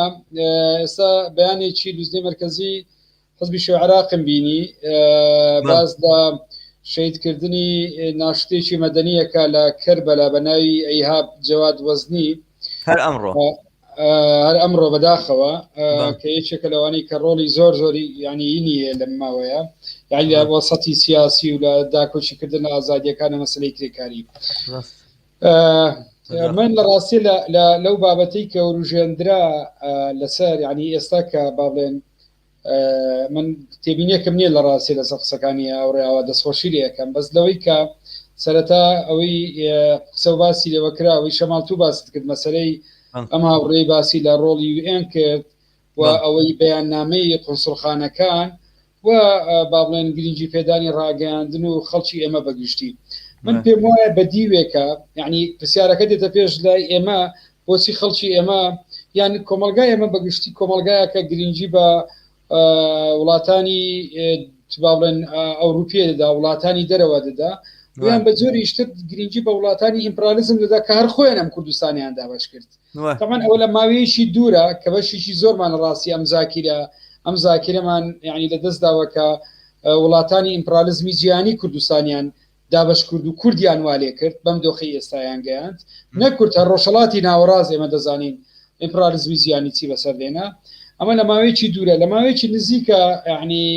کاتی خۆی کە هەموو هێز وولایەتە سیاسیەکان ناویان لە عێراق نا ئازادکردنی عێراق چەپەکان و بە حزبی شوعی بەشێکی زۆر چەپەکان لە ئەوروپا دروشمی نابۆ شەڕ نابۆ داگیرکاری نابۆ شەڕ نابۆ دیکتاتۆریەتیان بەرز کردەوە مەبەستنچی ئەم دروشمە چەنە یعنی دروشمێک بوو کە زۆری نامێ لە ڕاستی بەرز نەکردەوە نەبوو بە بابەتێکی مجتەمەعی بەڵام لێوە من دەمێ باسی چی بکەم دەمێ باسی ئەوە بکەم کە کاتێ سەدام یعنی ئەمریکا دێ لە 2003 عێراق داگیرەکە تەسەوڕێکی وا لە کۆمەلگای ئێمە دروستە بێەوە پێشتری چەندان لێدان و بینە و بەردەیەک لەسەر مەسەلەی کوێت و ئەوانە ئەم زاکرێ لای خەڵک دروستە بێ یان دنیا بینێ دروستە بێ کە ئەوەی کۆمەلگای کوردی یان عێراقی ئازاد دەکا ئەوە خەڵکی عێراق نییە ئەو فاکتەری داخلی نییە ئەو فاکتەری خارجیە و لەم 30 ساڵەی ڕابردوو ئەگە بزانین یعنی ما بە ماشینێکی گەورە ڕێکلام بۆ ڕۆڵی ئینقازی ئەمریکا دەکرێت لەسەر مەسەلەی لەسەر مەسەری پرسە زۆرە و جۆرەکان خەڵکانێک زۆر بوون پێیان وا بوو بۆ نمونە مادەم ریفراندۆم بۆیە سەر نەکەوت لە بەرەوەی ئەمریکا لەگەڵی نەبوو و ئەم بابەتە بۆیە سەر نەکەوت لە بەرەوەی غەرب لەگەڵی نەبوو پارتی وێژێتی بۆیە لە دەسەڵات ماونەتەوە لە بەرەوەی غەرب لەگەڵیانەوە پاڵپشتیانەکە من پێم وایە هەموو ئەوانە دەچێتە خانەیەک خانەی چی پێڵێن خانەی بڕوان بێبەهاکردنی فاکتەری ناوەخۆیی کە لای چەپەکان فاکتەری حاسمە و فاکتەری یەکلاکەرەوەیە لە بابەتەکان تەمەنەوە بەمانەی ئەوە نییە قسە لەسەر حاڵەتی ینی قەزیەکی نێونەتەوەیی بێکە بۆ ئەوەی لە کاتی خۆی ڕوودامە ڕۆڵ نەبینی بەڵام ئەوەی ڕۆڵی سەرەکی دەبینێن لە ڕاستیە وەزعی خۆڕێخستنی خەڵکە و وەزعی ناوەخۆییە پێشەوەی ڕۆڵی وڵاتانی دەوروبەرە بێ بەداخەوە هەر ئەم بابەتە جاریشتر لەیان دەستگەڕاگەنەکانەوە ڕۆژانە و خەڵکێکەیە زۆر دڵخۆشە ئێستا پێی وایە ئەمە سەرەتایی کلک و جێگرتنی ئەم دەسەڵاتەیە لەلایەن قوسڵخانەکانەوە من پێم وایە ئەم تەسەوڕێکی زۆر هەڵەیە ئەمەی کلکوجێی دەسەڵاتەکە ئەمەی سنووری بۆ دادنی ئەمەی گۆڕانکاری دەکە لە ڕاستیە هێزی لە بن نەهاتووی جەماوەرە جەماوەر چ لە ڕووی چەندایەتیەوە و چ لە ڕووی چۆنیایەتیەوە بە نەتیجە هێز لە لای جەماوەرە لە ڕاستیدا بۆیە بەرزکردنەوەی یعنی ئەو بابڵێن لافیتەیە کە ئێستا هەم لە سوسیال میدیا هەم لە دەستگا ڕاگەیاندنەکان بەرزکراوەتەوە کە ڕۆڵی وڵاتان بە ڕۆڵێکی یەکلاکەرەوە بینی بە تەسەوڕی من ئەمە هەڵەیە و جۆرێکی ترە وەکو ئەم تەسەوڕی کە پێشترەکرا یعنی جۆرێک ڕەشبینی بۆ کۆمەلگا دروست دەکاتێن طبعا ئەوە هاوکاتە لەگەڵ چی لەگەڵەوەی کە ئەوەی ئاوڕێوەت باسی کرد مەسەلەی زۆنەکان و ئەم دابشکاریە بێگومان ئەم ململانی زۆنەکان لە کوردستان نەکرێ من پێم وانیە لە خزمەتی مەسەلەی ئازادی لەم بابەتەوە تەواو بێ باسمان لەم بابەتە کرد بە دیوێکە دەیەوێ لێوێەوە یعنی خاڵی جیاوازی خۆی پیشان بدە لە کاتێکە ئێستا تۆ ینی بەدووادا چوون بکەی لە زۆر بارە لە ڕاستی و بەداخەوە خاڵی جیاوازی نبینی خۆزیات ئەمە نامان دەکرد کە هێزێکە بێ ئەمڕۆ لە کوردستانە چەپیش نەبێ بەڵام خەمخۆری مەسەلەی ئازادیەکان بێ هیچ نەبێ بەشێک لە مافوو ئازادیەکان بۆ خەڵک دابین بکە و دەواازەیەک بکاتەوە لەم قەیرانانەی هەیە ئەمە شەماڵ کاتی ئێمە ئەم خاڵانە باسەکەین ڕەنگە بە جۆی لە جۆرەکان تەسەوڕێکی وە یعنی ببێ کە پچێکی زۆری ئەمانە یعنی ڕەشبینی بەڵام من پێم وانیە لە ڕاستیە ئێمە بە ڕەشبینی سەیری کۆمەلگا بکەین دەکرێت دواتر باسی بکەین سەیرەکەم چەند کۆمنتێکەیە دەکرێت شەماڵ بخەیت سرینەکانەوەی گفتوگوی لەسەر بکەن و دواتر لەسەرەوەی من ئەزانی چۆنە من تۆزێک هین نەبێت ئەو هەنێک لە هاوڕێیان و تاالێکێکمانە لەوەی ینی کۆمنتێکمانە لەسەر کۆمنتەکەی هاوڕە سوورمەکە لە پەیوەند بە کۆمنتەکەی ئەوە باسێکمان کرد لەم تەوهمانە بەڵام هاوڕێک شتێکی نووسیوە کە لێرا من دایانێم ئەڵێ شتێکی خراپ نییە مەسلەی دەستگیرکردنی چالاکوان و ڕۆژنامە نووسان گەورە بکرێ و ڕێکخراوە جیهانەکان لێ تێبگەێنێ وەکو ڕێکخراوی ڕۆژنامەوانی ژیانی و مافی مرۆڤ تا دوایی بێگومان وایە نا باسەکە لەسەرەوە نییە بەس باسەکە زین چۆنە مۆزوع ئەوەیە ینی في كل الأحوال لە ئاخری مەتافە باسێکی ئاوایە کە ئێمە مەسەن لە دەورانی 20 ساڵی ڕابردووە هەمیشە پێمان وا بوو کە ئەم دەسەڵاتی کە لە کوردستانە هەیەوانە بە جۆرێک لە ژێر ڕەحمەتی UN لە ژێر ڕەحمەتی ڕێکخراوە نێودەوڵەتەکانەوەوان ئەگەرەوان لێ ڕازی نەبن لەوانەیە خۆی بگۆڕێت و خۆی ئاڵوگۆڕ پێبات و ئەوانە بەڵام حقەتەکەی ئەوەیە ینی ئەوەی کە بەرژەوەندی کۆمپانیا نەوتەکانش لە وڵاتانەیە کارەکات و ئەوانە خودی ڕۆژنامە نووسانی ئازادی خوازوانە لە وڵاتانەیە ئەوانیان نییە بەو دەرەجێ مەگەر ئەوەی کە قەزەکە بێ بە قەزەیەکی گەورە ینی ئیتیجاه بەڕاستی ئێمەمانان وەکو خەڵکانێکە من خۆم لە دەرەوەم هیوا لە کوردستانە بەڵام بە عموم ئەگەر ئێمەمانەوەم جوڵاونەم و ئازادی بڕواتە پێشەوە کاتی ئەوە هاتووە ئێمە پاکیجێک ئەم پاکیجی ئازادیانە وەکو پاکیجێکی سەرانسەری و تەواوی ڕۆژنامەوانان و تەواوی ئازادی خوازان بانکێک کە کاکەژان تۆزێک یعنی ئەگەر بەهەر حاڵ تۆ زۆر مهم نییە بلاتەوە کارکرد زۆر مهم نییە بلاتەوە خەڵک مافی چۆنە بێ تۆش وەکو دەسەڵات بیرەکەیتەوە سەبارەت بە هاوڕەگەز خوازان و تۆش پێت وایە مەسەلەن ئیسلامیەکان حەقیانە پەلاماری خەڵکم بەڵام حقەتەن ئەگەرەتوێت دیفاع لە خۆت بکەی وەکو ڕۆژنامەوانێ ناتوانی ئاوابی کاکە کە وەختێک هاوڕەگەز خوازانە ڕاپێکی دادگا کرد و ڕاپێکی سجن کرد کە وەختێک لە کارگەران مافی ئینیان سندەوە ڕێکخراوبوونیان سندەوە کە وەختێک خۆپیشاندەرانیان لە زیندانە توند کرد و ئەوانە هەر ناژڵێن کەی ئازادە بن و کەی بەرە بنەوەوانە ئەو دەم تۆی ڕۆژنامەوانیش زۆر ئازاد ناتوانانی قسە بکەی و ئەمە ئەبێ ئەم حقیقەتە بزانی و ئیتر فێربی مەسەلەن لەگەڵ ئەم نموزەجی این سەریکە نموزەجی تورکیا سەریکە دقیقا ڕۆڵی تورکیا یعنی چینە ماوە نیکە و پەیوەندەکانی لەگەڵ ئەوروپا ئێستا لەو پەڕی بەرەو باشتر دەڕوە وانە ئێستا لە هەموو کات زیاتر مافی مرۆڤ ئەوە دەوێت هەدە پەش فەڕەنساوامان لێکات و ئەڵوانیا والی تووڕابێت و ئەمریکا وای لێکات و دیت چی کرد یعنی مەسەلەنەوە تاوە ئەو هینە دادگای ئەوروپی بڕیاری داواڵێ بێ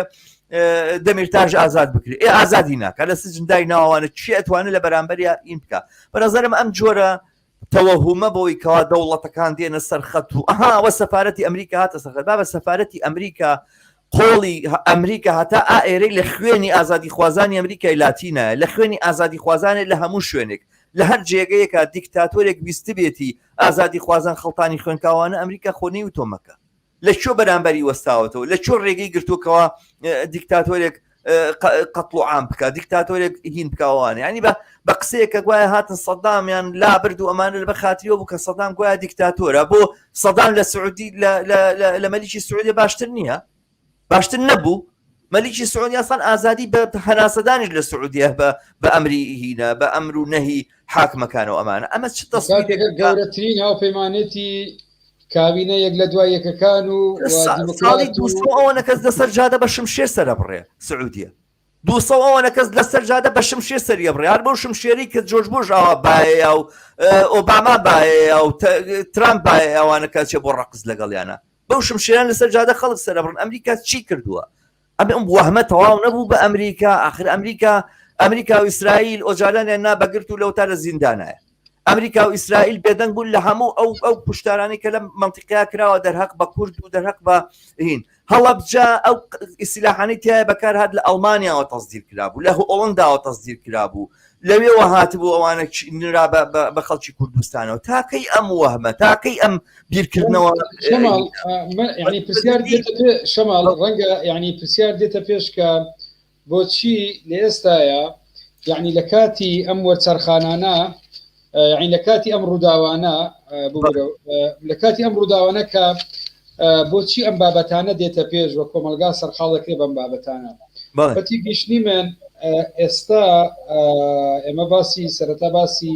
ئەنی ڕۆڵی ڕاگەاندنمان کرد کە ڕاگەاندن چ ڕۆڵێک دەبینی ئێستا نە لە کوردستان لە ئاسی دنیاە و بەدەست چییە بە کاریگەریەکانی چی لە کاتێکە ئێستا یعنی ناوە بە ناوە کە ناکۆچی نێوان ئەم دوو زۆنەی کوردستان یان نەو دوو هێزە مۆنۆپۆڵی لە کوردستانە کە دروستە بێت بەشێک خانی خەڵک تێئگا حقیقەتەکان هەندێک زار ڕەنگە من و تۆ باسی هەندێ بابەت بکەن دەڵێن ئەمانە ڕەچەتیشیان حاضر کرد و بڕیاریان داوای تر بەم شکلە مامەڵێ لەگەڵ یعنی دەسەڵات و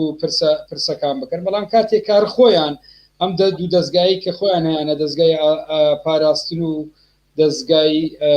ئەمەی ترزانیاری کە بەیاننامە لە دژی یەکتر بڵاوەکەنەوە پۆخڵاوەتەکان یەکتر باسەکان ئینتیاکان یەکتر باسەکان کە دواتر هەر خۆشیان ئەندام پەرلەمانەکانی ناوە و هێزانە باسدەوە دەکەن دادگاکان چۆن دابشکراوە چێ سەرۆکی دادگایی فلانی لایە چێ جێگرەکەی لایە ئەوەی دادوەرد چۆن دادوەرێک کاتەکەی تەواو بێ و دەیهێننەوە و چۆن لە ماوەیەکی کەمە چەندین مەلەفی فەساد و چەندین مەسئولن کە لەم ماوەیە مەلەفی گەورەیان لەسەر بووە لە سز نابوون بەرەو عامێکیان خست و هەمیان خستە ماڵەوە بەبێ ئەوەی کەزاگاشی لێبێ و عنوانی چۆن عنوانی باڵێ مادەکان دەگۆڕن بەوەی بە یعنی بەرعفو عام ئەم بابەتانە بکەون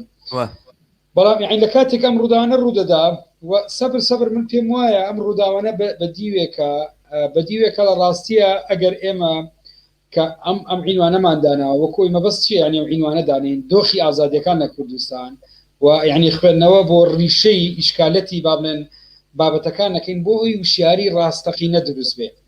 بەبێ وشیاری ڕاستەقینە ئەگەر ڕۆژانە دەیان ڕووداوی تر دروست بێ لە کوردستانە سەدان کەسیش دەستگیر بکرێ لە ڕاستی ناتوانیت و گۆڕانکاری ڕاستەقینە بکەی و بزوتنەوەیەکی کۆمەڵایەتی ژۆکۆی یاوڕێ ئاوات باسی کرد بزوتنەوەی کۆمەڵایەتی لە ڕاستی کاتێک دروستە بێ کاتێ ڕوئایەکی ڕوونی هەبێ و ئەم ڕوئایە لەژێر هەیمەنەی ئەم زۆن و ئەم ڕاگەیاندن و ئەوەی تران نەبێ بتوانێت بەدیلێک پێشکەش بکە و دەست لەسەر جەوهرەکە دابنێن ڕاستیە بێگومان بۆیە من پێم وایە یعنی ئەم قسەکردنەوە گفتو گویانانە گرینگن و بلە هەموو لایەکە گرینگە و سەبر لە ڕاستی خەڵک ئەم وشارێ لای خەڵک دروستە بێ کەڵەکە ئەبێ کە تێئگا تا یعنی ئەوەی لە هەرێمی کوردستان ئیشکالەتەکە پەیوەندی نەبە فیگەرەکانە کە سەردەمێکە ئەم ئامۆزالا دەبن برازا دێنن و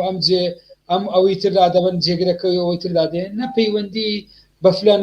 کۆی ئەم سیستەمە ئەم مۆدێلە لە حکومڕانی لە بەردەم یعنی لەو دۆخەدا کە بەردەوامبوونی لەسەر ماف و ئازادیەکان با بڵێن لەسەر حسابی ماف و ئازادیەکانە کۆمەلگا چۆن دەتوانێت بەربەوە بگرێ بابەتێک نییە ئێمە ینی بابەتێک نییە لە یەک ڕووداوە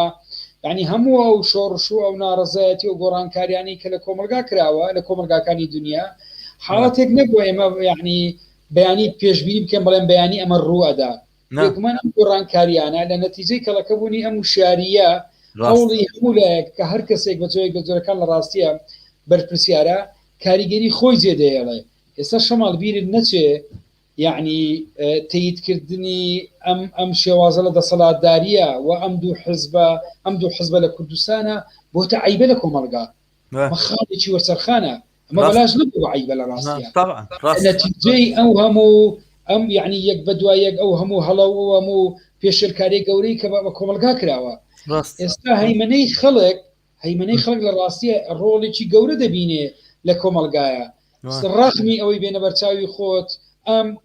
پێشمەرگەی بەدەستە ئاسایشی بەدەستە حکوومەتی بەدەستە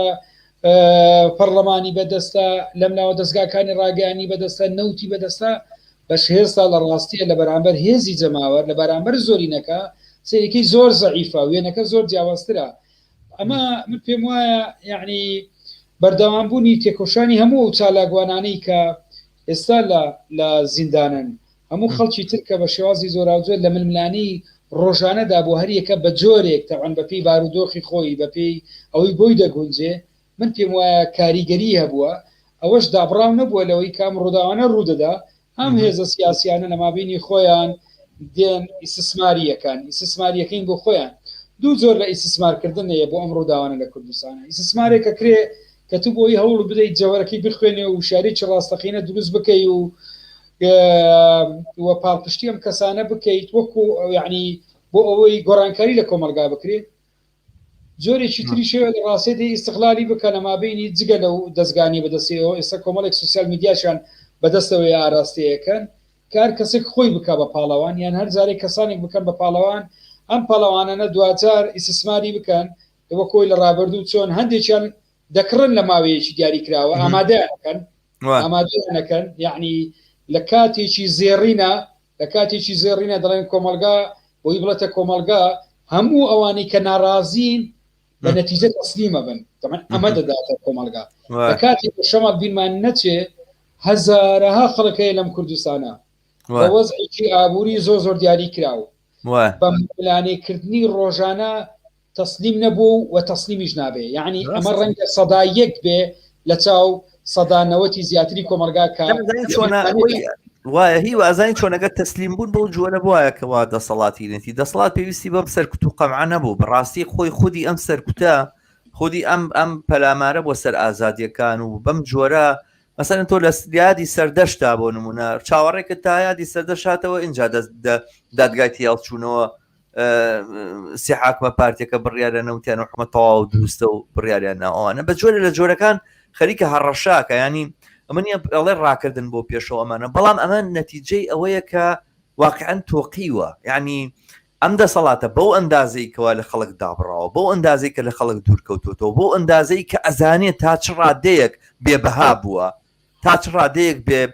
بێ ئەرزش بووە ینی مەسەلەن پەناباتە بۆ بۆەوەی کە مەسەلەن هین ئەمانەت جاسوسیان بۆ ئەمریکا کردو ئاخر کاکە خۆ لە هەموو تاریخی ئێوەیە جاسوسیکردن بۆ ئەمریکا مهمترین شانازیتان بۆ ینی نازانم ینی هەموو وەک بنەماڵا بەڕاستی ینی بەرحاڵ هاوکاریکردن لەگەڵ ئەمریکا بە ئاوا بڵین لەبەر خاتری میدیا هاوکاریکردن لە ئەمریکا لەگەڵ ئەمریکا و دەستگیرۆکردنی ئەمریکا لە ناوچەکە و هەواڵدان بە ئەمریکا لە ناوچەکە و وڵاتانی دەوروبەر و کۆمەکردنی هەر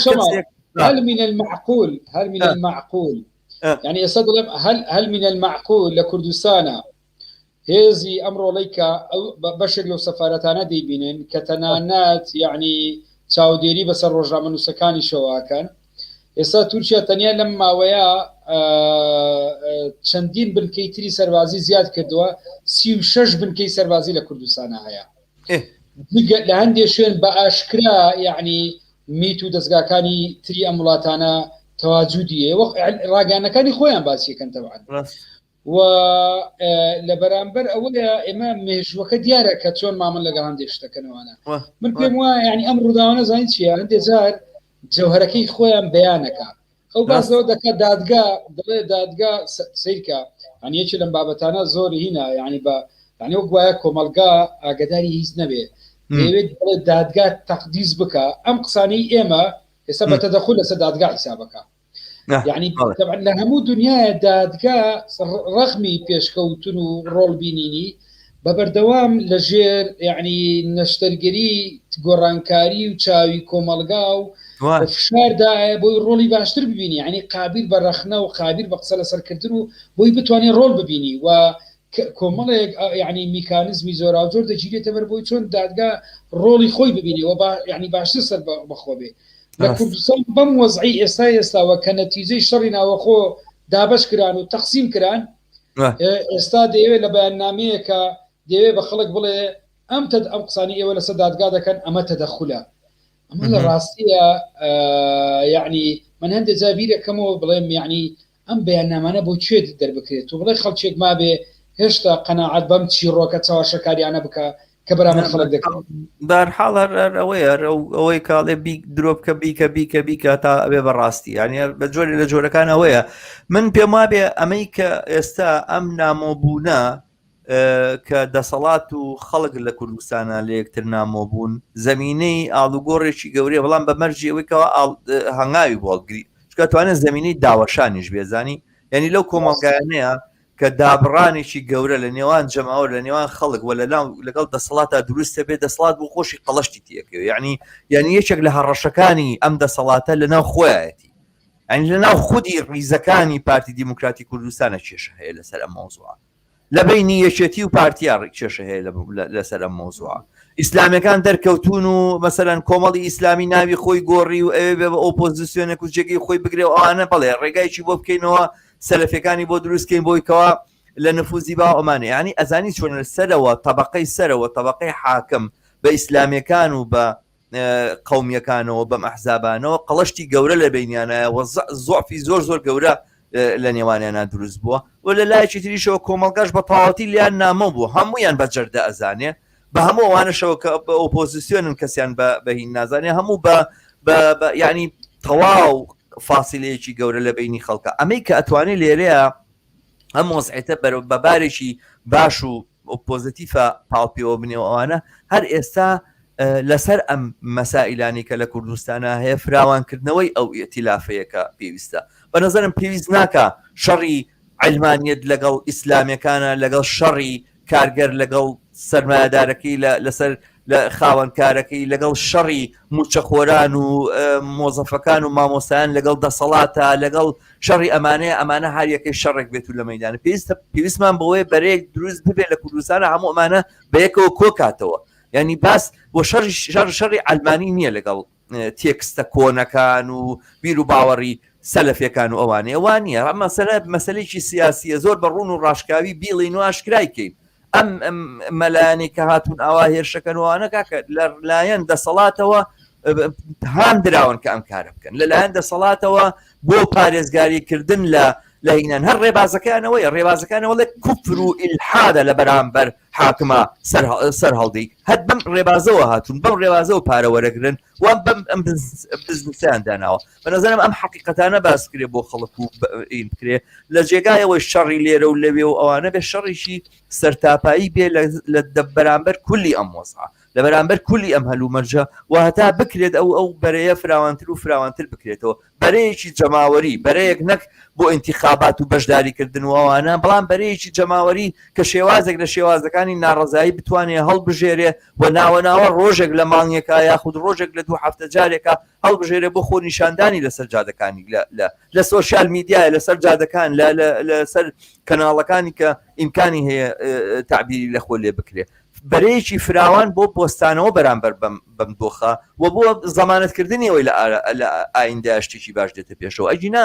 حقەتەکەی ئەوێمە لە ئەزبوونەکانەوە ئەزانین ئەم جۆرە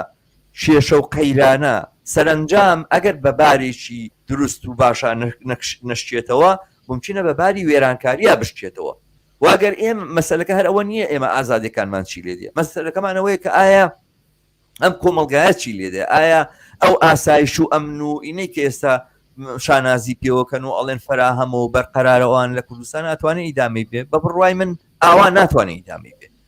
کۆمەڵگایەکی ئاوا داڕزا و کۆمەڵگایەکە دەسەڵاتدارەکانی بەڕێوبەرەکانی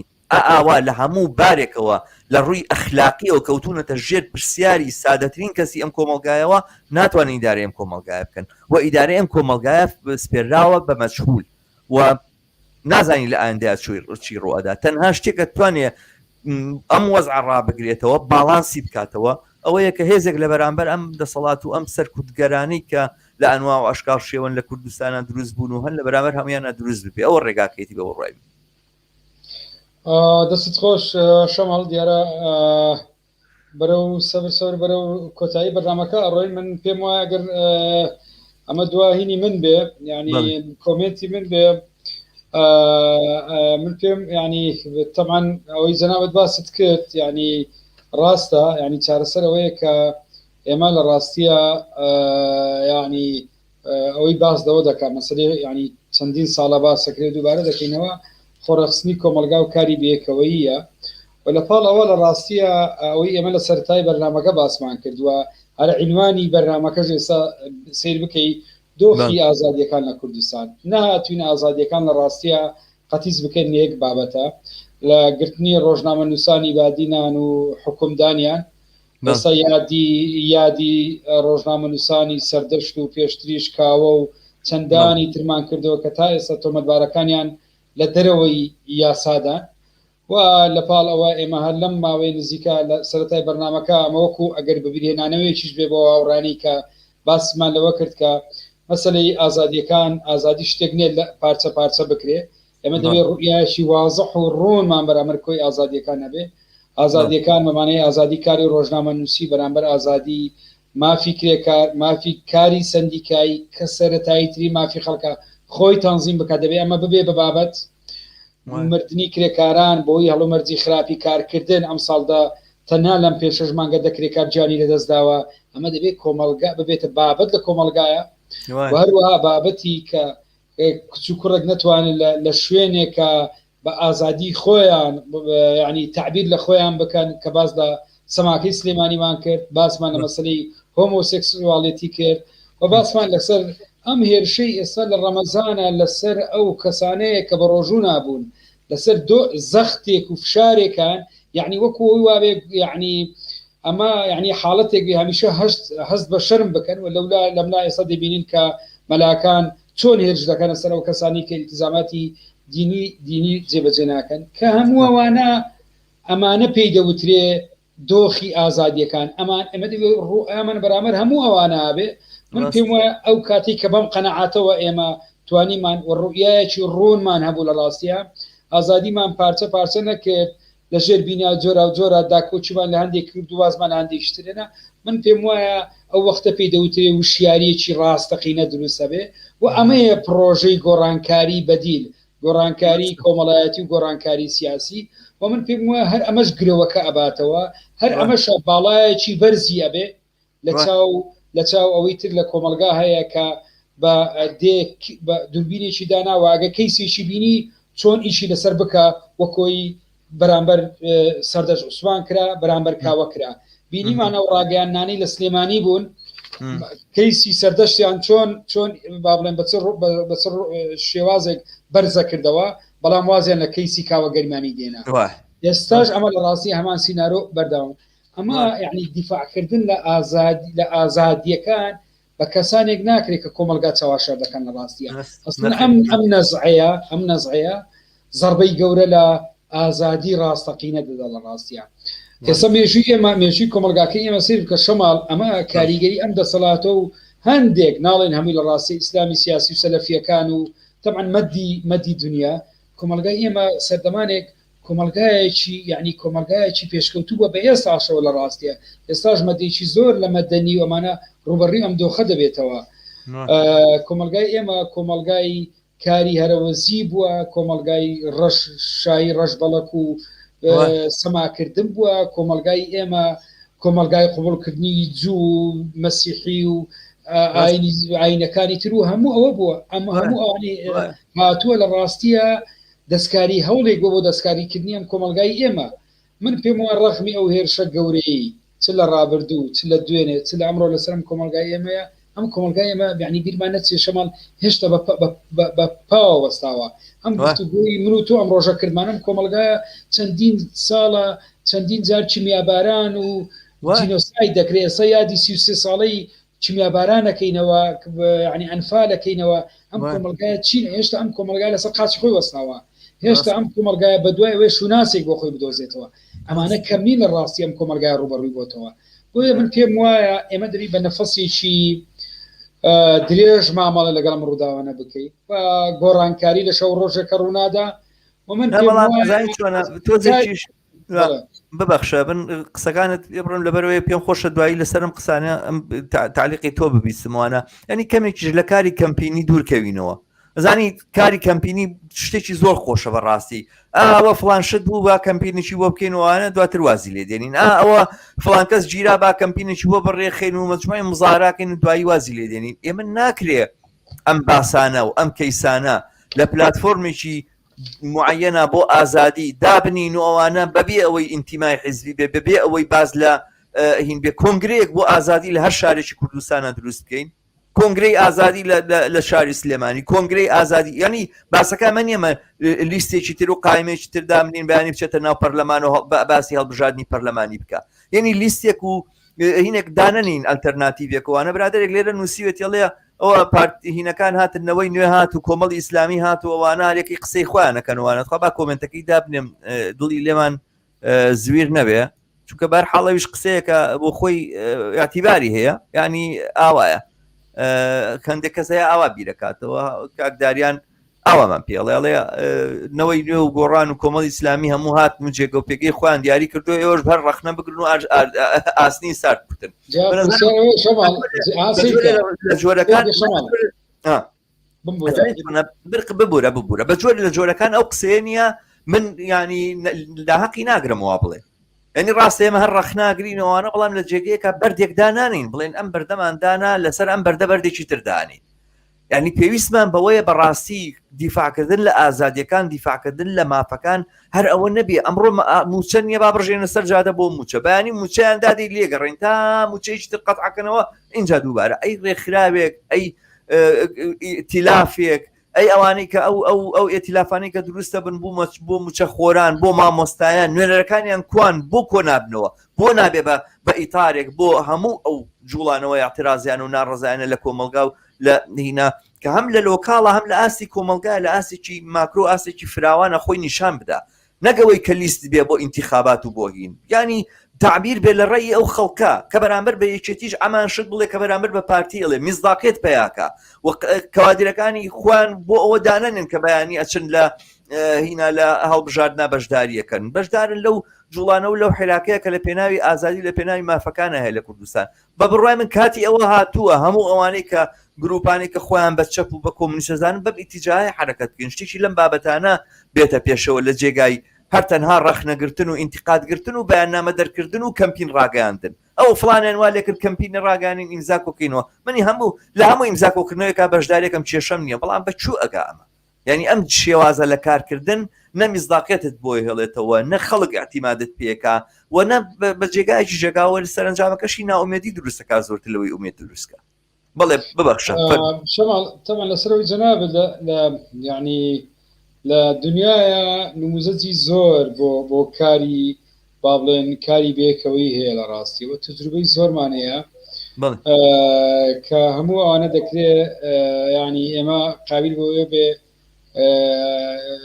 سوودی لێوەربگرین ئەوەی تا ئێستا من پێم وایە لە کوردستان کراوە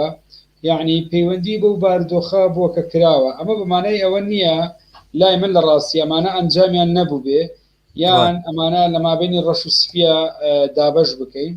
بەس پرسیارەکە ئەوەیە ئایا ئیمکان نییە ئێمە لە جێگای ئەوەی زەنا بدوتر من دەکرێت تایتڵەکەی وا لێکەم لە جێگای ئەوەی کەمپین بۆ کەس بکەین کەمپین بۆ ئازادی ڕادەربڕین بکەین ئەمە پرسیارەکەیە ئایا ئەمڕۆ کەس کاتێکە یعنی بۆ نمونە مافی قبول ناکرێت سندیکایەکدا بمەزرێ ئەمە بمانای ئەوە نیە قبول بمانای ئەوەیە دەبێت هەموو خەڵک تێبگە هەموو ئەوانی کە کار و کاسبی دەکەن ڕۆژە لە ڕۆژان خاوەنکارەکەی ڕوبەڕووی پێشەرکاریە کاتەوە ناتوانێت قسە بکە ئەمە مافی کارکردن ئەمە ژینگەی کارکردن بەم دۆخە دەکا کە لە کوردستانە بۆتە ژینگەی کەرتی تایبەت نییە کەرتی کەسیە و جۆرێک لە کۆلیاتی تازە بەرامبەر بە خەڵک بەرامبەر بەی نەکرێت و ئێمە چۆن مەسلەی تێکۆشە جیاوازی بکەین لە مابینی ئەوانەی کە باوەڕیان بە کاری پەرلەمانی هەیە ئەوەی تر باوەڕی بە کاری جەماوەری بەردەوامبوونی هەیە ژمارە و کەسانە تا بە ئێستا دیارم بۆ نمونە کە تێکۆشاوە لە جادە بۆی بگا بە پەرلەمان و بە پۆستێکە و یان باوەڕی بە قەزیەی باوەڕی بە قەزیەکە هەبووە و متمانی هەبووە وەکو کەس ڕەنگە بەقەد ئەوەی یعنی ڕوبەڕووی دۆخی زۆر بۆتەوە لەوەش لە ڕاستیە لە هەموو حاڵەتێکە من پێم وایە مەسەلی یعنی ڕوبەڕووبوونەوە و کاری تێکۆشان کارێکە لە ئاستی دنیاە و لە ئاستی جۆرە کاری یعنی دوور و درێژە و کۆمەلگا بۆ خۆی ئەو تەجروبانەی کە دەیکاتن بە دوای تەجروبەی ترە ئەگەڕێ کاتێکە سیرێکە و کاتێک کە تەقیمی تەجروبەکانی ترەکە کە تا ئێستا هەبووە ئەو پرسیارەی ئەو هاوڕێ کردوێتی ئەوانە جێگەی خۆیان گردەوە شەر قسە بکەن ئەمە طبعا لای من لە چه منتەلەقێکەوەیە یعنی پێی وایە جێگا یعنی قسەکردن بۆ ئەوەیە جێگا بگری بۆ ئەوەیە کورسی بگری طبعا لای ئەمە ئەم سۆڕەیە گەیشتووە لای کۆمەلگا ئەوە گەیشتووە بە زۆر خەڵک دەوترێ تۆ ئەمە خەریشی چیت بۆ خەریشی وەزعی تایبەتی خۆت نابی وەکەوەی ئێستا لە دنیای لیبراڵە هەیە بکە دوو فلسپاگە وەکوی ئێستا شەما لە دنیای هینایە بڕۆ لە ناو مەکتەبەکان و هینەکانەیە عنوانی زۆربەی کتێبەکان ئاوان وساوە ینی بەم شکلێ عنوانەکان نووسراوە چۆن بەختەوەرە بی چۆن دەوڵەمەند دەبی ڕوبەڕووی تەنگەی بەشەری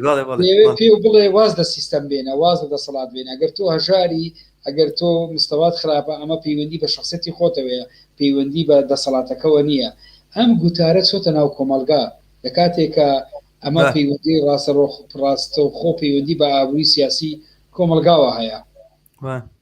و دەستەکانە خۆش بێ من بەڕاستی پێما بێم باسە زۆرتری شەڵەگرێ بەڵام من دووبارە یەکەمەوە کە من ئەو ڕخنەی قوبوڵەکەم کاڵەیەوە ڕخناگرن نەزانی بۆچی قوبوڵەکەم هیوە لە قوبوڵەکەم لەبەرەوەی کە ئەزانی ئێمە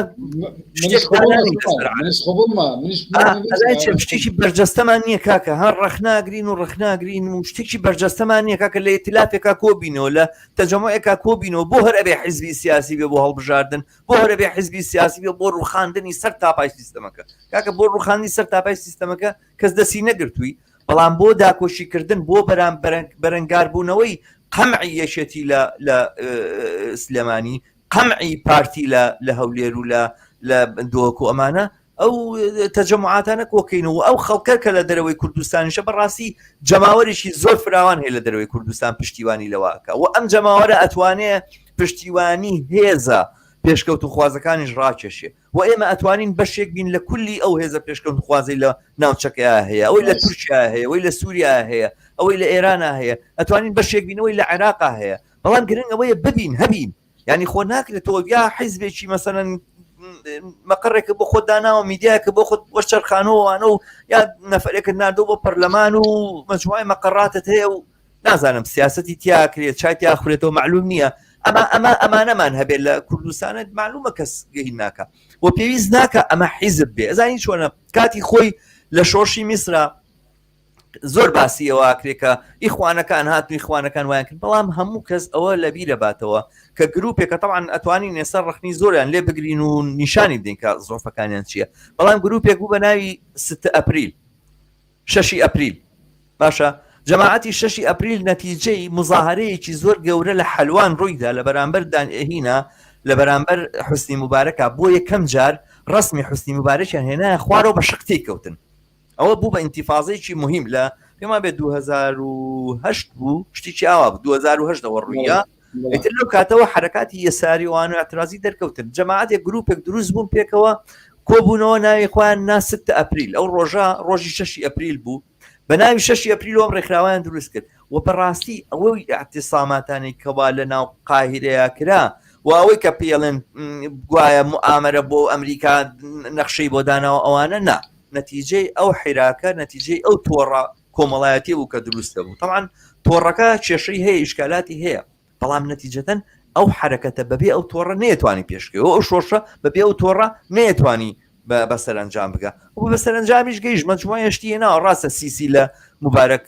دیکتاتۆرترە بەڵام سیسی وەکو مبارەکی پێ ناکرێت مەجبور بۆکە کۆمەڵێک داخوازیەکانی جەماوەر هەر چۆنێکە جێبەجێکە بیر لە ئەوە بکاتەوە کە چۆنی مەسەلەن کێشەکانی خەڵک لە داهاتووە کۆتای ناتوە ئێساش بەردەوامە شدانی شۆ لە لاپەڕێکی شۆڕژێرانە بۆ هەڵدراوەتەوە کتێبەکە هێشتادا نەخراوە لاپەڕی تری زۆرتیایەوە ئەمە بەردەوامە بێ بەڵام مەبەستم چییە مەبەستمەوەی کاکە کۆمەلگا پێویستی بە ڕێخستنە و ڕێخستن مەرجنی ڕێکخراوی حیزبی بێت تۆ یا حیزب دروستەکە یا هیچ ناکەی یا تا بێ سندیکایەکی تۆڕی کۆمەڵایەتی جۆر بە جۆر دروستکەین بۆ داکۆشی لە ئازادەکان بۆ داکۆشی لە مافەکان ئاراستی هەنگاو قسەکردن لەسەر تەجروبەی باڵێن حرەکەی باڵێن ئەو بزوتنەوە یان ئەو بزافە کۆمەڵاتیانی لە کوردستان هابووە دەکرێەوە شێوەی باڵێن ئەو حرەکەیە لەو یعنی لە وەرچەرخانە مێژوویەکان ڕۆڵی شێوازی ناڕەزایەتی دەربڕینی ڕۆڵی لە دەستکاریکردنی ژیانی سیاسی لە مشارەکەینانەکایی زۆریشتر لە مشارەکەی سیاسیوانە من پێمان دەکرێت بیکەین بە بابەتێکی تایبەت کە لەسەر بکەین و هەموو کەسانی کە ئەکتیڤن لەو بارەیەوە ڕۆڵیان هەیە دەکرێت لە ڕاستی بێن لەو بارەیەوە قسە بکەن چکە ئێستا دەکرێن دێجار زۆرێک لە ڕوئایەکی با بڵێن ڕەشبینانە بەرامبەر ئەوە هەیە کە من قەت لەگەڵ کاتی خۆی کە ئەم کابینەیە هات طبعاً دەستیان کرد بە هەڵمەتێکی زۆر کە ئەمە کابینەی گۆڕانکاری و کابینی نازانم چی و چیە بێ و پێش ئەوە و هەر لەو وەختە لە ڕاستی تەسەوڕێک بڵاو کرایەوە کە ئیتر لە دوای ئەوەی کە حەفدەی شوبات و ئەو ڕۆڵەی کە گۆڕان بینی تەسەوڕێک بڵاوکرا لە دوایەوە ئیتر حرەکاتی ئەو وەختە وتیان ئێمە دنیا ئەگۆڕین ئەمە وەختە لە ڕاستی وتمان ئەم حرەکەیەوە ئەو ڕوئایەتی ناتوانیەوە بکە لە دوای وتیان ئیتر هیچ شت ناگۆڕدرێ و دەبێ کۆتایی پێبین ئەو وەختە وتمانە ئەمە ژوانیە ئەمە ئەم کابینێش ناتوانێت ڕاستی شت بکەوە ڕوبەڕووی حرەکەیەکی گەورەی کۆمەڵاتیە بۆ بالفعل ڕوبەڕووی گەورەترین بۆ کە کەسەوە تەوەقعی ناکرد ڕوبەڕووی ئەم ڕەفزە ئیجتیماعیە ببێتەوە و شەرعیەتی نەمێنێت لە لای خەڵک بۆی هەموو ئەوانە منحەتەفاتی پرسیارەوە ینی مەشروعیەتی باوەڕم پێ بکە هیچ کابینێک بە ئەندازەی ئەم کابینەیە بێ مەشروعیت نەبوو من قەناعەتی تەواو بەوە هەیە هیچ کابینێک بە ئەندازەی ئەم کابینێ بێزرا و ئەخرگیتر ناحەقیشی نییە مەسەرەن وەجهێکی زۆر تاڵی ئەم دەسەڵاتە هینەکە عنی لە هەمویان وجوهی تاڵن بەڵام ئەمە تاڵترین وەجهە بەڕاستی هەڵیان بژاردووە ئەم کابینێ بەرێ بەڕێەوە بڵێ من ئێستا تەسەوەر بکە لە ناو خۆیان یعنی ئەمانەی کە لە ناو هەم دوو هێزەشن لە ئاستی ناڵێم هەموویان بەڵام بەشێکی باشیان کاتێک کە قسەیان لەگەڵەکەی قەناعەتیان بێنەمەوە لە منت و باشتر دەزانن ئەمانە خەریکی چین ڕاستیە و بەشی زۆر ئەمە هین نەکەین ئەو هێزە کۆمەڵایەتی کە لە خوارەوە هەیەیان بوو وازیان هێناوە هی ئێستا خەریکن ئێستا ئەگەر سیر بکەیت خەریکن گەڕانەوە بۆ کڕینی چێخواکان سەرۆک عشیرەتەکان ئەم چێخواک لە چەمسەماڵەکڕێ ئەم چێخواک لە منتیقەی نازاماتوە دەڵێ لە بەناونەیە ئەم چێخواکەی ترەکڕێ سیریکە یعنی ئێستامان باوەڕیان چکە دەزان لە ئاسی فەردی مەدەنیەتە لە هەیمەنیان بەسەر کۆمەلگانەماوە گەڕانەوە شوێنە داخراوەکان ئەمەی بۆ نمونە عشیرەت خۆ ئێستا وەکوزارانی ئەگەر 100 کەسێک 200 کەسێک لەژێر ئەمری مابێ ئەگەنا خەڵک ئیرادی سیاسی لای خۆیەتی سەرۆک عشیرەت دەگە پارەی نەماوە هەردەوێت لەسەر حسابی خەڵک بژێ و ئەتا دوێنێ لەولا بۆ ئەمڕۆ دەسێتە لاکەیتر خەڵک ئەمڕۆ زۆرینەی کاکەمانە ئەگەر لە قەبەکەشی پێوی بەڵام ێستا تێگا چارەنووسی خۆی بەدەست خۆیەتی بەدەست سەرۆک عشیرەت مەبەستم چی هەموو ئەم بابەتانە ئێمە دەکەێت لە ڕاستیە من ئامادەم بە سەعات لەسەر ڕێخستن و لەسەر ڕێکراون قسە بکەم بڵێ بەیدی خۆوا بێ جای زوو باسیەکەین تو زۆر حەزت لە بەرنامی دوور و درێژە زۆر حەزم دێنی دەی باشە زۆر چاکە نامنیش دەزانم لە تۆ موافقم بەرحاڵ و مێدەوارم باشە تا ئێستا بینەران تەحملیان کردوین هەوڕیان و عزیزان وەک پێشتری ژاگادارم کردوون لە هەفتەی داهاتووەوە من بەرنامەی دیالۆژی هیوا بەردەوامە بێ پێشتریژم باسم کرد ئەم هەفتەیە ئیسtisنایەکمان پێدام مەسەلەیە تۆزێک پێویستی بەوە بوو کە لەسەری قسە بکەین چەر بەرنامەی باشم بۆ ئامادەکردوون لەگەڵ چەند کەسایەتیە سەبارەت بە باسی گەرموگوڕی ئەمڕۆی دنیا تیوری لە هەفتەکانی داهاتوە پێشکەشتانەکەم بەڵام بێگومان هەڵی ژەدەین لەسەر ئەم باسانی کوردستان بەرنامەی تایبەتی ئاوا زیندوو لەگەڵ ئێوەی ئازیزە بینە پێشەوە وەک وتم لە 9 مانگ بە دواوە من دیالۆجی هیوا ئیتر لە فەیسبوک بڵاو نابێتەوە داواتان لێکم دووبارە کەناڵی هیوا لەسەر یوتیوب ئیشتراک بکەن سبسکرایب بکەن بە دۆست و ئاشنانی خۆتانی بناسێنن و ئەم شێوازە لە میدیا بەرنە پێشەوە نەکتەنها کەناڵی هیوا کەناڵەکانی تری سەر یوتیوب ببینە پێشەوە و ئەمە بکەین بە ئامرازێک بۆ دڕدان بەم احتیکارە میدیایی لە بۆنی و کەناڵانی بۆنی نەوت و بۆنی بنزین و بۆنی ئەمینایە لەسەر یوتیوب بۆنی نەوت لە کەس نایە ئەتوانی لەسەر یوتیوب بە توانایی خۆت پێش بکەیتەوەوانە ئەم کەناڵانە لەسەر یوتیوب پێش بخەین و لە ڕێگای یوتیوبەوە بتوانین دەستمان بە بگا و لەگەڵ یەک گفتوگۆ بکەین و میدیا بێ بەڕاستی نەک دام و دەستگایشی تەڵقینی دەسەڵات و سەرمایهداران و پارەدارانی و کوردستان و تاڵانکەرانی نەوت لە کوردستانە بووە پێچەوانەکردنی حقیقەت زۆر سپاسانەکەم تا ئێستا لەگەڵمان بوونەوەوانە بە ئومێدەوەی کە لە بەرنامەی تری ئاوایە پێکەوە بگەین پێکەوە یەک بگرینەوە زۆر سپاس هیوا بۆ تۆشماندووە بی دیارە پەیوەندی بەتەمەنەوە هەیە نەمەتوانێت تایت لەگەش باشتر بخێنەوە شەماڵ گیان دەست خۆش باشە هەر دەستخۆشی لە یەکەم تۆ بەرنامەکان زۆر ماندووە بی دەست خۆش زادێکی تر ڕۆژێکی خۆش شەوێکی خۆش بۆوانی کە شەو دەلایەن کاتێکی خۆش بۆ ئەمە بینەرانیش کاتێکی خۆش